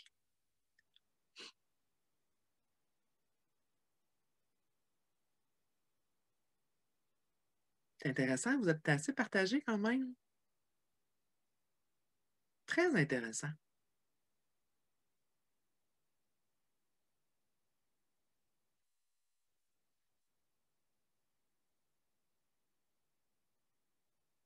Alors, encore 5 secondes et on va partager le résultat. Parfait. Donc, vous voyez, vous êtes quand même très partagés. La réponse la plus populaire, c'est encadrement et évaluation à 36 %. Vous avez aussi mentionné le recrutement et la sélection, l'orientation et la formation et la reconnaissance. Ça, je trouve ça vraiment super intéressant.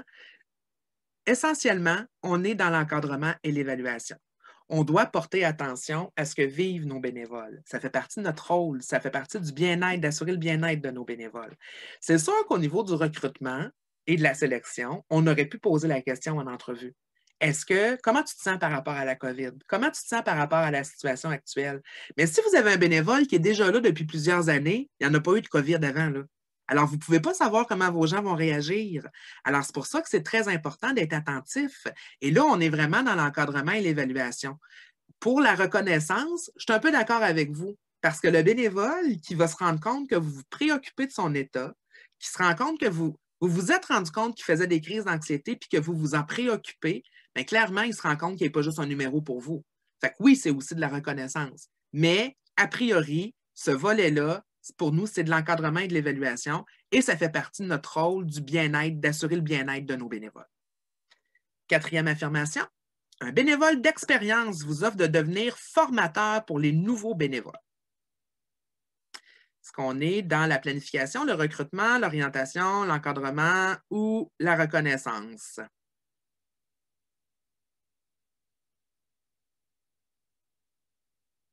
Super intéressant aussi, c'est assez partagé.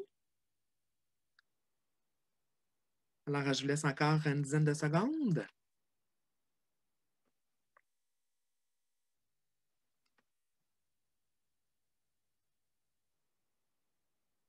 Parfait. Alors, encore une fois, comme je vous disais, vous êtes assez partagés. La réponse, l'étape qui remporte la palme, c'est recrutement et sélection avec 29 %. Vous avez aussi parlé d'orientation et de formation, probablement parce qu'on parlait d'un formateur. Et encadrement, évaluation, puis quand même 26 % qui ont parlé de reconnaissance. C'est presque autant que recrutement et sélection. Alors, pour nous, cette étape-là, cette situation-là réfère effectivement au recrutement et à la sélection et à l'orientation et la formation, parce qu'il va falloir former quand même cette personne-là et on parle de formation. Pourquoi recrutement et sélection et non pas reconnaissance? Votre formateur, c'est un bénévole d'expérience. Il vous offre, la personne, c'est un bénévole d'expérience qui vous offre de devenir formateur pour former les nouveaux bénévoles. Si c'est un bénévole qui fait du classement de dossier, je vous dis n'importe quoi, ben, ça ne veut pas dire qu'il va être un bon formateur pour expliquer comment faire du classement de dossier. Et c'est une pratique dangereuse de reconnaître les bénévoles en leur donnant des promotions de bénévolat de ce style-là. Parce que si vous n'êtes pas sûr que la personne elle peut être un excellent bénévole dans ce qu'elle fait, mais si elle n'a aucune compétence comme formatrice, si elle n'est pas capable de vulgariser, si elle n'est pas capable de transmettre du contenu de façon cohérente, bien, vous allez vous tromper. Et vos nouveaux bénévoles ne seront pas bien formés parce que plutôt que de sélectionner votre nouveau formateur en fonction des compétences et des profils requis, bien, on s'est dit, soulignons le bon travail du bénévole en le nommant formateur. Alors ça, c'est une erreur qu'on fait beaucoup dans les organismes, de donner des nouveaux rôles à nos bénévoles parce qu'ils sont fidèles, parce qu'ils travaillent bien, parce qu'on veut les reconnaître. Mais il faut s'assurer que ce nouveau rôle-là corresponde à leurs compétences, pas juste à leur intérêt. Alors, voilà pourquoi que c'était beaucoup dans le recrutement et la sélection, cette donnée. Une nouvelle affirmation. Un bénévole a une idée de génie et vous souhaitez le souligner. Là, un petit peu plus facile quand même. On voit, hein? C'est quand même assez majoritaire. Alors, je vais attendre quelques secondes pour vous partager le résultat, puis vous allez voir que je pense qu'on ne se trompe pas avec celle-là. Alors, on va arrêter le petit sondage.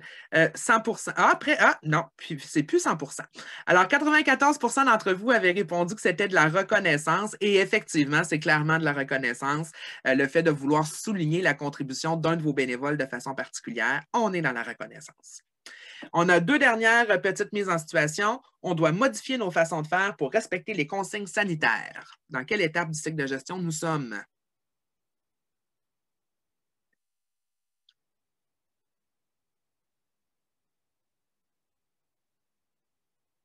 Je laisse encore 15 secondes.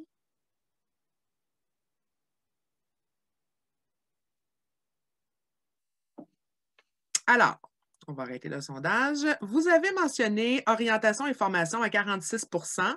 Vous êtes quand même 34 %, là, donc 12 personnes qui avaient mentionné que c'était de la planification. En fait, pour nous, c'est recrutement et sélection, orientation et formation, puis encadrement et évaluation, parce qu'il faut changer nos façons de faire. Donc, on est dans l'orientation et la formation pour les bénévoles qui étaient déjà là. On est dans l'encadrement et l'évaluation pour les bénévoles qui étaient déjà là également, puis pour les nouveaux, afin de s'assurer que les nouvelles normes sont suivies. Puis, on est au niveau du recrutement et de la sélection, parce que quand on va recruter des nouveaux bénévoles, bien, il faut considérer ces façons de faire avec les nouvelles consignes sanitaires. Donc, c'était les 3 étapes. On n'est pas nécessairement dans la planification, parce que la planification, c'est beaucoup la planification des effectifs. Alors, si vous modifiez le nombre de bénévoles dont vous avez besoin ou le nombre de bénévoles qui peuvent être en même temps dans l'organisme pour respecter la distanciation physique, effectivement que là, on pourrait être dans la planification. De dire, là, on avait besoin de 15 bénévoles, mais on peut en avoir juste 10. Comment on va planifier tout ça? Mais essentiellement, on est surtout dans l'orientation et la formation. Dernière question. On vous a rapporté qu'un bénévole raconte des mensonges au sujet de votre organisme et des services qui y sont offerts. À quelle étape du cycle on est? Encore 15 secondes.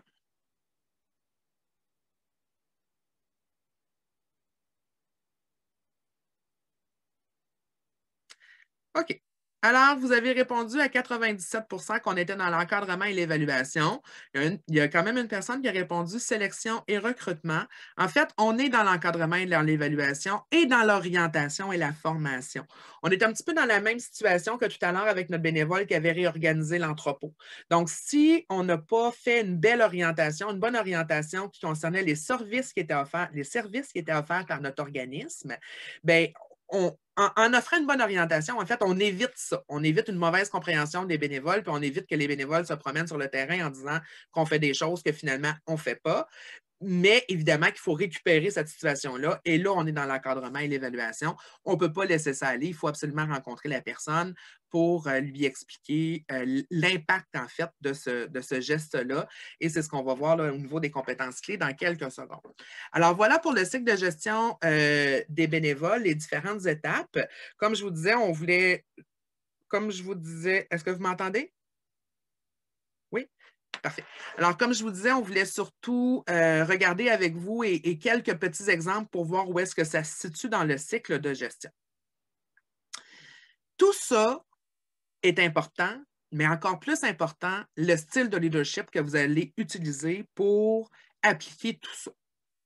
Donc, le cycle de gestion des ressources bénévoles, en temps de paix, en situation normale, bien, des fois, on a un petit peu plus de temps pour le faire. On a plus de temps de réfléchir, on a le temps de réfléchir à nos profils, combien de bénévoles on a besoin, etc. Mais dans une situation comme on a vécu, où on doit réorganiser nos services, bien, on n'a pas toujours le temps d'aller consulter nos bénévoles, puis de voir est-ce que ça fait leur affaire, puis est-ce qu'il y en a qui ont des idées ou pas. Oui, c'est important de considérer nos gens, mais il faut surtout savoir adapter notre style de leadership aux différentes situations. Donc, dans notre cours, dans notre formation géo-bénévole que je vais vous parler à la fin de la formation, on aborde 3 types de leadership, le type autoritaire, le type participatif et le type délégatif. Donc, le style autoritaire, c'est facile, hein? C'est moi comme gestionnaire de bénévoles qui va décider qu'est-ce qu'on va faire, que je vais vous dire, bon, ben, il y a du bruit dehors, allez fermer la porte. Voilà. Le style participatif, c'est que je vais demander l'avis de mes bénévoles, mais je vais quand même moi-même garder la décision finale. Alors, il y a du bruit dehors, qu'est-ce qu'on pourrait faire? Tout le monde me donne ses avis, puis finalement, moi, je prends une des solutions, puis c'est moi, comme gestionnaire de bénévoles, qui décide qu'est-ce qu'on va faire. Donc, j'ai fait participer mon monde, mais je garde la décision finale. Le style délégatif, c'est un style qu'on peut utiliser quand on a beaucoup confiance à nos gens. Alors, il y a du bruit dehors, organisez-vous pour que ça arrête. Peu importe de quelle façon. Donc là, on est dans le délégatif. Alors, un bon gestionnaire de bénévoles, puis j'oserais dire un bon gestionnaire tout court, va être capable de se promener entre les différents styles de gestion pour appliquer chacune des étapes du cycle qu'on vient de voir, mais dépendamment du contexte, va être plus dans l'autoritaire, dans le participatif ou dans le délégatif. Nous, ce qu'on vous suggère, a priori, c'est de viser le participatif, quand on est capable. Mais quand je vous disais tout à l'heure que j'ai fait quelques années à la Croix-Rouge, c'est sûr que quand on est en train d'aider les sinistrés, que l'eau est en train de couler, les maisons partent, ce n'est pas le temps pour nous de dire, de réexpliquer aux bénévoles pourquoi on a pris la décision X de faire notre centre d'hébergement dans l'aréna plutôt que dans l'école. Ce n'est pas le temps là. On va le débriefer, on va y revenir. Mais là, on est dans l'autoritaire. Mais si j'ai du temps pour préparer mon événement, je peux très bien demander l'opinion des gens et être dans le participatif. Et si j'ai des gens à qui je fais confiance et qui ont déjà fait la tâche, je peux simplement leur déléguer la tâche et ne plus m'en occuper par la suite. C'est pas vrai, il faut encore s'en occuper, mais de ne pas donner la bonne réponse. Alors voilà pour ce qui est de l'importance des styles de leadership.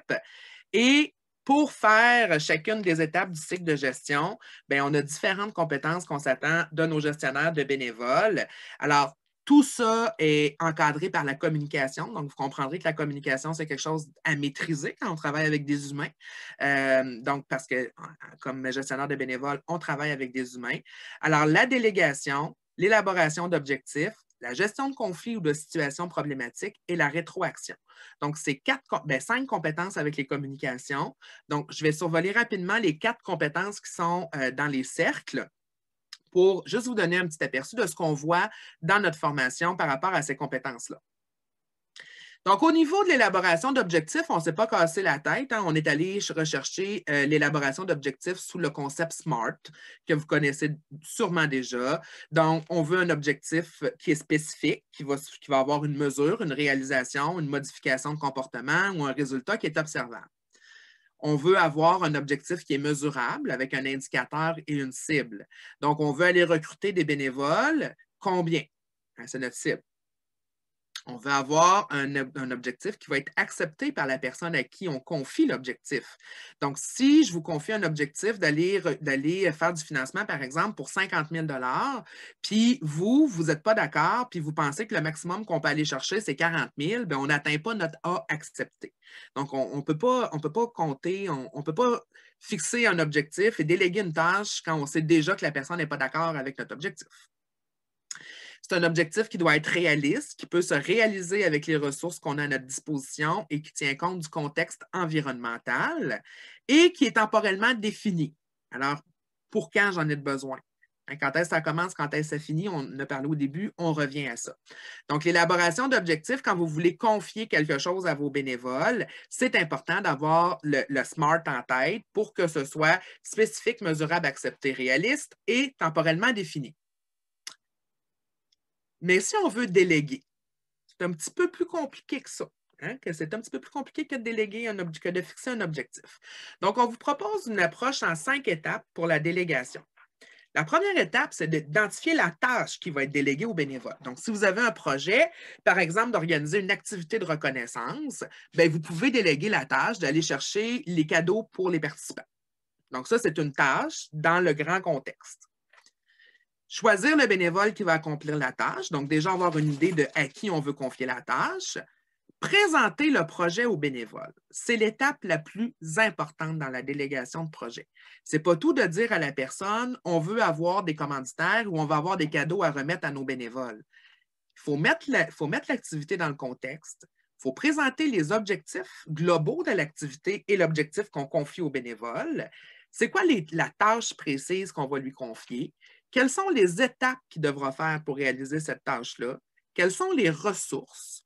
L'échéancier et voir si la personne a des questions. Si c'est la 4e fois que c'est le même bénévole qui va vous chercher vos cadeaux de commanditaire pour votre activité de reconnaissance, on n'est pas obligé d'aller dans le détail des étapes, hein, parce qu'il l'a déjà fait. Si c'est la première fois que votre bénévole fait ça, là, ça serait important d'aller plus dans le détail des étapes. Le contexte est super important. Et c'est là que je me permets de raconter une petite blague que je raconte souvent quand je parle de délégation et de présenter le projet aux bénévoles. Moi, je me suis mariée il y a 1 an et demi. Puis, dans mon autre vie, j'organisais beaucoup d'événements. J'organisais beaucoup de congrès, des colloques, des forums et tout ça. Puis, j'aimais ça gâter mes bénévoles, puis que ce soit ça à coche, puis que ce soit beau, puis tout ça. Alors là, on se marie, puis moi, je n'ai pas le temps de m'occuper de mon mariage, pas pantoute. Et là, je dis à ma conjointe, j'aimerais ça avoir des belles tables. J'aimerais ça avoir quelque chose de beau, là, avec des housses, puis des housses, puis des petits rubans autour des chaises, puis tout ça. Fait que là, j'arrive le soir et là, ma conjointe me dit « C'est réglé, chérie, on a trouvé notre décoratrice et voici ce que j'ai commandé. » Fait que j'ai les nappes, j'ai la housse, j'ai la boucle pour les chaises. OK, sont où les napkins bleus? Ben, elle dit « Quel napkin bleu? » Ben, je voyons, chérie, on se marie blanc et bleu royal. Je veux avoir des petites napkins, la même couleur que mes chaises. Ben, elle dit « Ben là, tu ne m'avais pas dit ça. » Je dis « Ben non, mais je t'ai dit de décorer la table. Je t'ai dit que je voulais une table décorée. » Oui, mais elle dit, tu n'as pas précisé ce que tu voulais. Alors là, j'ai dit, écoute bien, chérie, moi, ça fait 20 ans que je travaille, que j'organise des événements pour d'autres personnes. Puis quand les gens rentrent dans la salle, il y a un wow. Fait que c'est pas vrai qu'à mon mariage, j'aurais pas de wow pour l'événement que moi j'organise. Fait que je veux des napkins bleus. Fait que finalement, j'ai eu mes napkins bleus. Mais la mise en contexte, c'était moi comme gestionnaire, là, puis en fait, comme organisatrice d'événements, j'en ai vu des affaires. Mes attentes sont plus hautes que si je n'avais jamais organisé. Alors là, quand ma blonde s'est rappelée du contexte, bien là, on a ressorti le guide de la décoratrice puis on a décoré ça. Donc, mais c'est très important, la délégation. Et cette étape-là, de présenter le projet aux bénévoles, elle est souvent escamotée. Je vous fais une petite parenthèse avec mon mariage, mais je trouve que c'est frappant de comment j'ai escamoté le bout du contexte et de l'objectif. Et ensuite de ça, bien, il faut superviser l'accomplissement de la tâche. Alors, déléguer, c'est rester en poste tout en lâchant prise. En fait, c'est savoir lâcher prise en restant en poste. Alors, vous ne déléguez pas la responsabilité, vous déléguez une tâche à votre bénévole. Comme gestionnaire de bénévole, vous demeurez quand même imputable des résultats. Et ça, c'est un gros défi quand on travaille avec des bénévoles parce qu'on travaille avec des gens qu'on sait qui ne sont pas rémunérés, qui ont un engagement moral envers nous. S'ils décident de partir, ils vont être quand même capables de faire manger leur famille demain matin, là. Alors, c'est important de se rappeler qu'on supervise l'accompagnement de la tâche, pas juste à la fin, au fur et à mesure, on vérifie comment ça va, mais surtout vous rappeler que vous avez délégué un objectif, pas une responsabilité. Je vais aller voir. Merci. Excellent exemple pour mon mariage. Merci pour la personne qui a dit que c'est un bon exemple. Et faire un débriefage, évidemment. Ensuite de ça, la rétroaction constructive. Il faut définir l'intention de la rétroaction. Pourquoi qu'on veut faire une rétroaction avec notre bénévole? Analyser les faits, les circonstances et les répercussions. Et là, Myriam, je reviens un petit peu à ta question de tout à l'heure. C'est quoi les faits? Qu'est-ce qui s'est passé? Qu'est-ce qui nous fait dire, nous, que la personne n'est pas fiable? Les circonstances et les répercussions. Notre bénévole de tantôt qui disait qu'il donnait des mauvaises informations sur notre organisation, c'est quoi les répercussions? Notre bénévole qui avait fait le ménage à l'entrepôt sans nous le dire puis qu'on ne se retrouve plus. C'est quoi la répercussion de ça? Et il faut qu'il y en ait une répercussion. Parce que s'il n'y a pas de répercussion au comportement ou à l'événement qui est arrivé, il n'y a pas de problème. Donc, il faut savoir qu'est-ce qu'on veut dire au bénévole, qu'est-ce qu'on veut lui demander, c'est quoi notre intention, c'est quoi les faits, dans quelles circonstances ça s'est produit et c'est quoi les répercussions sur nous. Ensuite de ça, on va formuler, on va se préparer. Quand on veut rencontrer un bénévole, on veut préserver son estime personnelle. On ne veut pas lui faire des reproches ou des recommandations ou des constats sur sa personnalité. On veut lui faire des constats sur le travail de bénévole qu'il a fait chez nous. Donc ça, il faut bien départager les deux. Il faut inspirer l'amélioration. Il faut que la personne ait le goût de s'améliorer en sortant de notre rencontre, aborder les vrais problèmes en les appuyant sur des faits. J'ai entendu dire que, j'ai l'impression que ça ne marche pas. Donc, il faut qu'il y ait des faits. Si vous n'avez pas de faits, c'est que vous êtes sur des perceptions. Si vous êtes sur des perceptions, allez pas faire une rétroaction constructive. Vous n'avez rien pour vous fonder. Alors, ça, c'est super important. Et expliquer les répercussions.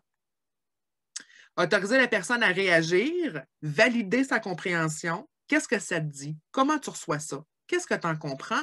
Et proposer des pistes de solutions après avoir attendu que ça vienne de la personne que vous rencontrez. Donc, idéalement, c'est que la personne puisse elle-même proposer des pistes de solutions ou d'amélioration, mais sinon, vous, au début de la rencontre, vous aviez déjà une idée de où est-ce que vous vouliez aller. Donc, là, à ce moment-là, vous pourriez vous-même déterminer des pistes de solutions. Ensuite de ça, la résolution de conflits. Ça, on n'aime pas ça. On n'aime jamais ça, la résolution de conflits. Si on fait de la bonne rétroaction continue, on devrait éviter de se rendre à la résolution de conflit. Hein? Donc, l'important, c'est au fur et à mesure de mentionner ce qui ne fonctionne pas. Parce qu'on n'est pas avec le bénévole roi, on peut se permettre de parler à la personne parce qu'elle est un partenaire. Donc, on doit d'abord se préparer en faisant le tour de la situation, aborder la situation problématique, partager le point de vue et les émotions, bâtir sur des intérêts communs, trouver des solutions et fixer une rencontre de suivi. Ça va ressembler beaucoup à la rétroaction. On va aussi vous suggérer de vous appuyer sur des faits, de vous appuyer sur des répercussions que le comportement aura eues, à quoi on s'attend comme amélioration et fixer des rencontres de suivi. Bien, oui, un bénévole, ça se peut que ce soit vous qui lui disiez « Écoute, ça ne fonctionne pas ». Mais dites-lui pas ça à la première rencontre. Essayez de voir comment on peut améliorer la situation. Fait que voici la situation, voici les solutions qu'on va mettre de l'avant. On se reparle dans 2 semaines pour voir comment ça va. Si dans 2 semaines, il n'y a pas eu d'amélioration, bon, pourquoi il n'y a pas eu d'amélioration? Il y a peut-être des raisons. Mais si vous voyez que c'est parce que le bénévole, il n'embarque pas, puis ça ne tente pas, lui, d'arrêter de le mettre de faire le ménage à l'entrepôt quand ça tente de faire le ménage à midi, à tous les jours, bien, gardez pas ce bénévole-là. Donc, il y a une façon de faire, il y a des mesures progressives, mais gardez-le pas, sauf que laissez-lui la chance de se rattraper. Donc, c'est là qu'on est dans rétroaction puis résolution de conflit. C'est très limite entre les deux. Comme je vous dis, une bonne rétroaction va vous éviter une résolution de conflit parce qu'un conflit, c'est un escalier. Hein, vous savez, là, je ne donnerai pas un cours sur le conflit, mais le conflit, c'est un escalier. Puis avant de se rendre en haut de la marche, bien, il y a différentes étapes qu'on a franchies. Et si on avait fait une rétroaction sur les différentes marches, on ne se serait pas rendu en haut. Alors, voilà pour ça. Et je vais voir si vous avez des questions avant de vous présenter un petit vidéo là, pour notre formation géo-bénévole. Alors, je ne sais pas si Maëva ou Marie pouvaient m'aider à voir s'il y a des mains levées ou des questions dans le chat. Rien pour le moment, Marilyn. Parfait. Donc, je vous amène vers la formation géo-bénévole. Un petit clip d'1 minute là, qui explique un peu qu'est-ce que c'est que la formation géo-bénévole, puis je vais vous en parler là, tout de suite après avec d'autres ressources là, disponibles au niveau de notre site Internet.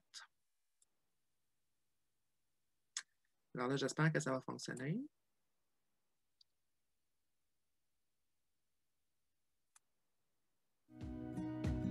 Bienvenue dans le programme de formation en ligne en gestion et encadrement organisationnel des bénévoles géo-bénévoles, développé par le réseau de l'Action bénévole du Québec et ses partenaires de contenu.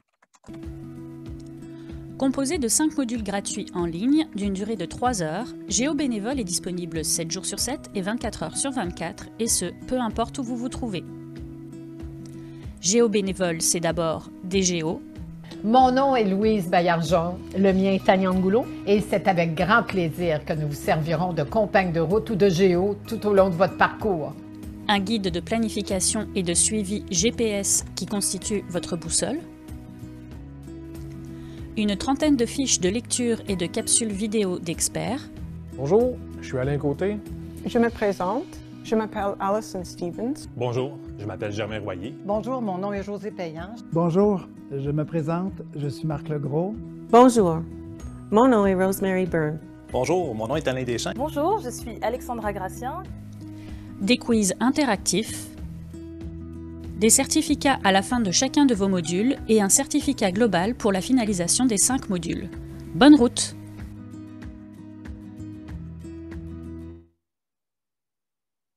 Alors, je vais arrêter ça.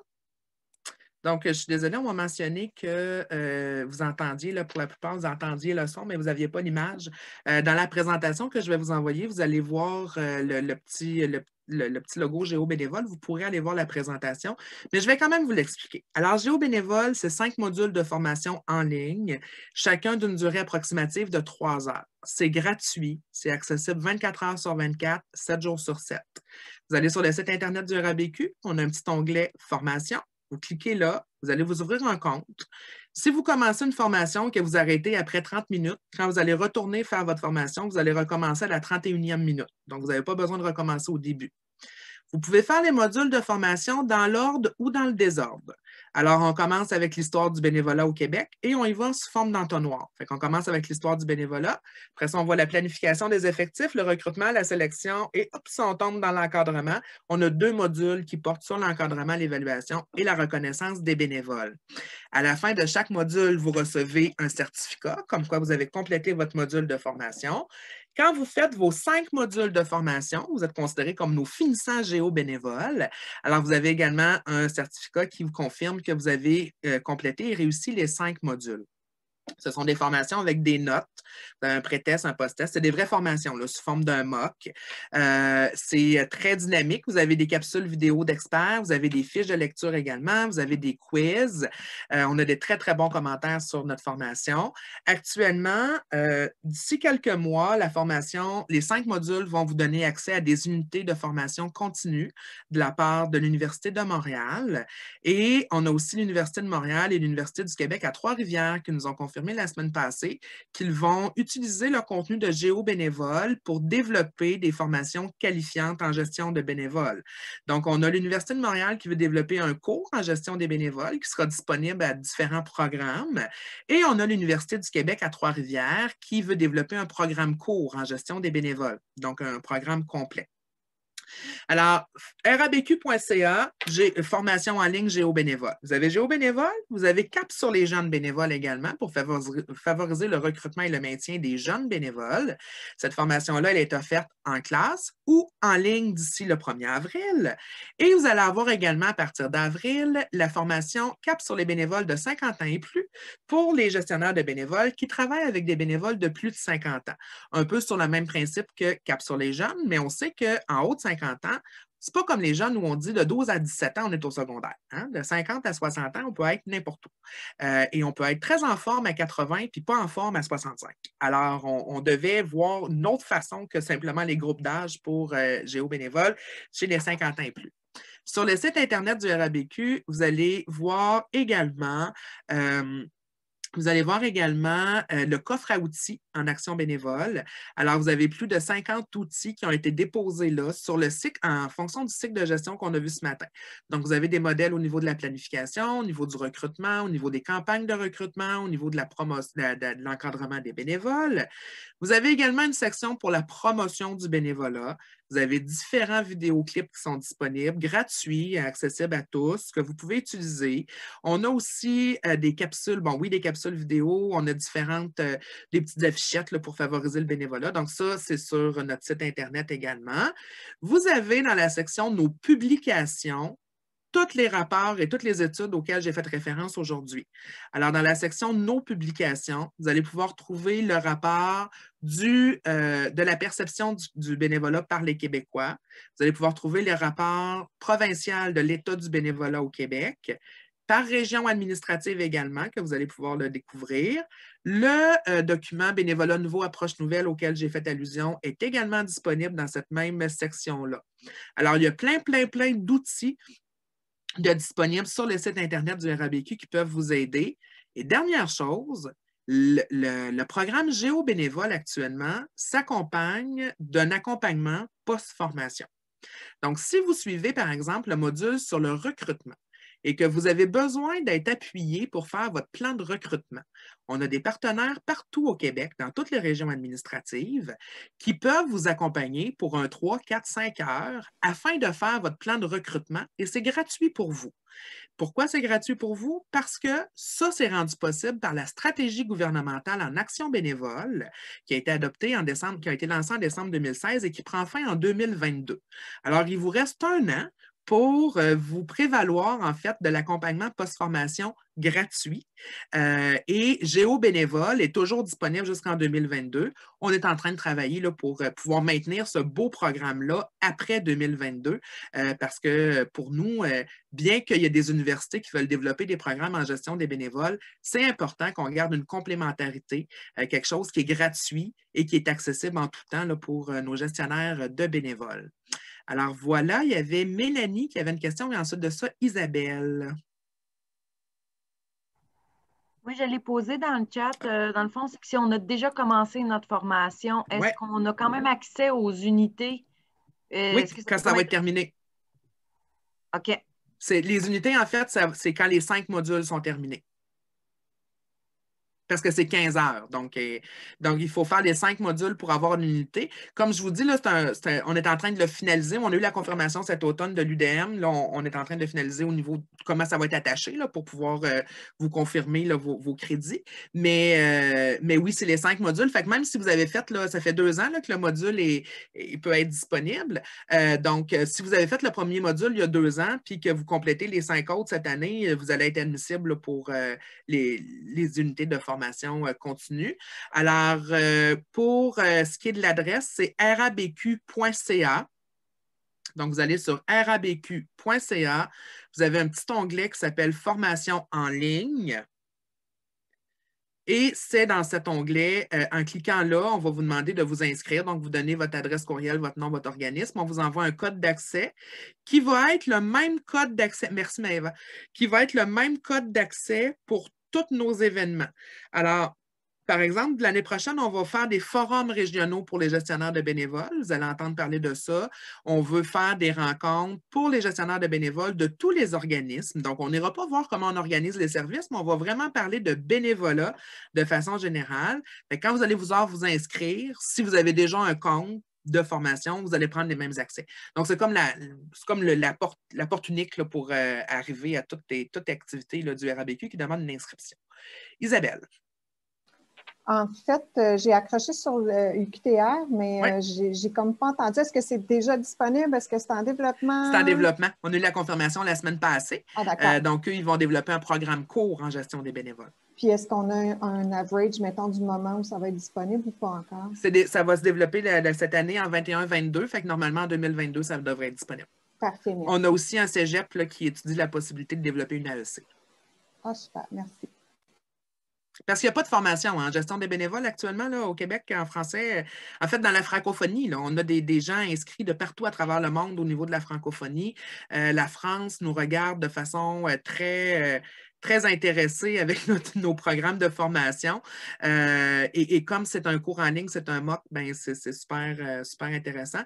Il y a l'équivalent anglophone, mais il n'y a rien d'équivalent au niveau francophone. Ensuite de ça, si je regarde au niveau du chat,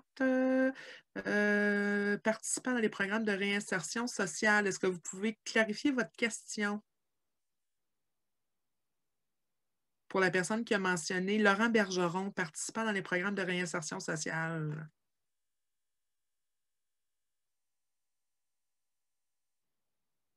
Est-ce que votre micro est fermé peut-être, M. Bergeron? OK. Est-ce qu'il y a une formation similaire pour le recrutement de bénévoles participants dans des programmes de réinsertion sociale? Bien, écoutez, ce que je vous dirais, c'est que les différentes étapes sont... les différentes étapes peuvent s'appliquer autant avec des bénévoles qu'avec des employés, qu'avec des gens au niveau de la réinsertion sociale. C'est vraiment la façon dont vous allez le faire, puis le minding que vous allez avoir pour l'appliquer qui va être différent. Le cycle de gestion qu'on vient de voir, si on a des gens ici qui ont étudié en ressources humaines, c'est rien de nouveau pour vous, là. C'est un cycle de gestion des ressources humaines. Mais ce qu'on a comme minding, ce qu'on a en arrière de la tête, puis l'attitude dans laquelle on le fait est différent. Parce que la personne à qui on s'adresse, c'est une personne qui est bénévole, qui n'a pas les mêmes intérêts et les mêmes motivations que votre personne qui est employée rémunérée.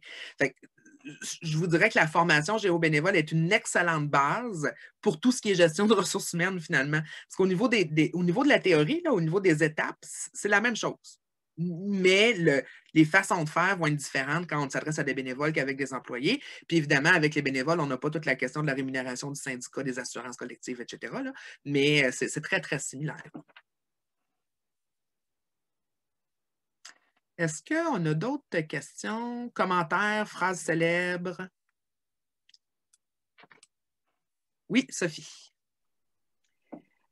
Moi, j'ai une question, mais ça n'a pas rapport à la formation. Fait que je ne veux pas briser le lien, là, tu sais. OK, ben allez-y. Oui, OK. Fait que, je reviens au tout début de ta présentation. Oui. Tu disais que, tu sais, quand tu as parlé du bénévolat, puis que les bénévolats des jeunes, tu sais, quand c'est mandaté par cours du secondaire, tout ça, que vous ne considérez pas ça comme du bénévolat. Fait que ça m'inquiète, mais peut-être que je ne comprends pas pourquoi derrière. Fait que peux-tu expliquer c'est quoi votre rationnel de ne pas considérer ça comme du bénévolat puis de vouloir changer la terminologie? Oui. Bien, en fait, c'est une obligation. Quand on parle d'obligation, on ne peut plus parler de bénévolat. C'est plus libre rendu là. Donc, pour que ce soit du bénévolat, il faut que ça soit libre et gratuit. Donc, il ne faut pas être obligé de le faire, puis il ne faut pas être payé pour le faire. Par contre, ce qu'on dit, c'est pas que c'est mauvais. Hein? C'est intéressant, ça apporte des bras de plus dans les organismes, ça donne une première expérience communautaire aux jeunes étudiants, mais ce n'est pas du bénévolat, c'est de l'implication communautaire, c'est de l'implication sociale. Mais quand on est obligé de le faire, on le fait parce qu'on doit le faire. C'est l'école qui nous oblige à le faire. Fait qu'on n'est plus dans le volontariat. Puis, ce qu'on veut voir surtout, c'est... Puis ça, c'est... Je parlais la semaine passée au ministère là, pour éventuellement une autre stratégie en action bénévole. Moi, ce que je trouverais intéressant, c'est d'aller voir, depuis 20-25 ans que ces programmes existent au niveau des écoles internationales où on demande aux gens de faire de l'implication sociale, ça a été quoi l'impact sur ces jeunes-là devenus adultes? Est-ce qu'ils se sont plus impliqués dans leur communauté? Est-ce qu'ils ont plus un sentiment social? Est-ce qu'ils ont, ou au contraire, puis on n'a pas d'études au Québec là-dessus. On a eu dans le Canada anglais puis aux États-Unis, puis ce qu'on voit, c'est que c'est tout un ou tout l'autre. Si l'expérience du jeune est positive, il va revenir comme bénévole par la suite. Exact. Si l'expérience du jeune est rébarbative, on ne le reverra plus dans les organismes bénévoles par la suite. Fait que c'est super intéressant comme programme pour donner le goût aux jeunes de s'impliquer, mais en même temps, si ce n'est pas bien fait, ou si ce n'est pas une expérience concluante, on va décourager le jeune devenu adulte à s'impliquer. Donc, ça, c'est l'autre aspect. Mais on ne dit pas que ce n'est pas bon. C'est bon, c'est intéressant, c'est nécessaire, mais pour nous, ce n'est pas du bénévolat. OK. Moi, ce qui m'inquiète, puis encore une fois, tu sais, comment est-ce que vous allez le phraser, c'est que, tu sais, c'est sur leur temps, c'est en dehors des heures d'école, tu sais, ils le font la fin de semaine, le week-end, etc., etc. Tu sais, pour moi, c'est un peu comme un dirigeant d'entreprise qui, oui, est rémunéré, il y a une job pendant la journée, mais le soir, il siège sur mon conseil d'administration. Fait qu'il n'est pas rémunéré de 7h à 9h le soir pendant mon conseil d'administration. Mais il est encouragé par sa compagnie de le faire. Tu sais, ça devient un peu comme s'il ça fait partie de son mandat. S'il ne le fait pas, est-ce qu'il perd son travail? Non. L'étudiant, s'il ne le fait pas, est-ce qu'il a son diplôme? Oui. OK, oui, je comprends, je vois ton Donc, truc. il faut juste faire attention, dans le fond. Moi, là, à 13 ans, j'étais bénévole partout. Moi, à 16 ans, j'ai eu un prix de ma MRC, là, mais ce n'était pas avec l'école. Oui, c'était Journal étudiant, c'était à Radio, c'était Amnesty International, c'était à Croix-Rouge, c'était Majorette, c'était tout, mais ce n'était pas obligé. Là où il faut faire attention, c'est votre jeune qui vient s'impliquer, il faut qu'il fasse 5 heures. Il va faire ses 5 heures. Il revient après. Ah, bien là, il est bénévole. Dans le fond, parce que là, il ne le fait plus parce qu'il est obligé de le faire. Il le fait parce qu'il a le goût d'aller le faire de lui-même. On a eu la même affaire avec des employés libérés par leur employeur. Je vous disais tantôt, quand j'étais en situation d'urgence, on avait une entreprise avec qui on était quand même assez proche qui nous libérait beaucoup de gens en situation d'urgence. Et la moitié, en tout cas, la dernière intervention qu'on a fait, la moitié des gens qui étaient venus sur leur temps de travail libéré, parce qu'il y avait 2 quarts de travail libérés dans l'année, la moitié des gens qui étaient venus sur leurs 2 quarts de travail étaient revenus sur une base personnelle par la suite. Alors là, ils n'étaient plus considérés comme des employés libérés par l'entreprise X, ils étaient considérés comme des bénévoles chez nous. Parce que leur expérience de 2 quarts leur a permis d'aimer ça, de voir c'était quoi, puis de revenir par la suite. OK. Fait que je vais juste rajouter une petite affaire. Fait que je comprends maintenant la distinction. Peut-être dans vos formations, s'il y a quelque chose, moi, quelque chose que j'ai remarqué, c'est que tu as raison. En fonction des écoles, en fonction de qui est responsable du programme de bénévolat, où ça fonctionne super bien, où ça fonctionne vraiment pas bien. Tu sais. Puis ce que je trouve qui n'existe pas en ce moment dans les écoles, c'est d'aller enseigner aux jeunes c'est quoi faire du bénévolat, puis pourquoi, puis la rationnelle derrière. Puis, clairement. Puis ça se fait pas. Ils se font juste dire, vous avez 10 heures à faire, puis vous avez jusqu'au 1er pour le faire. Fait que je sais pas si dans votre cadre, il y aurait quelque chose que vous pourriez préparer pour nous, que nous, je comprends que tu ne peux pas le faire dans toutes les écoles, mais peut-être que tu pourrais te servir de nous comme agent de communication des écoles pour aller enseigner. Bien, je pourrais me servir de vous. Et là, vous êtes en train de me rajouter plein d'eau dans mon moulin pour la nouvelle stratégie gouvernementale en action bénévole où ça m'intéresse vraiment de voir. J'aimerais vraiment ça qu'on ait creusé là, après 20-25 ans de ces programmes internationaux au niveau, c'est souvent dans les études internationales là, que ça avait commencé. J'aimerais vraiment ça qu'on puisse voir l'impact, mais là, vous venez de me rajouter aussi de comment ça se fait. Alors, comment ça s'organise dans les écoles. Fait que c'est plein de jus que vous me rajoutez. Tu n'avais rien d'autre à faire, anyway. Fait que... Écoutez, mon équipe de 4, là, on est bien willing. On est bien willing. Merci. Ça fait plaisir. Est-ce qu'il y a d'autres questions, commentaires, phrases célèbres? Merci. Merci pour votre commentaire dans le chat. Bien, écoutez, s'il n'y a pas d'autres questions, j'imagine que je laisse le mot de la fin soit à Maëva ou à Aude ou à Marie. Je vous laisse le mot de la fin, mesdames. Je trouve qu'on m'a beaucoup entendu, alors je vais passer à qui veut de mes collègues. En fait, merci beaucoup pour votre présence. J'espère que ça vous a donné des pistes puis des références pour aller pousser plus loin.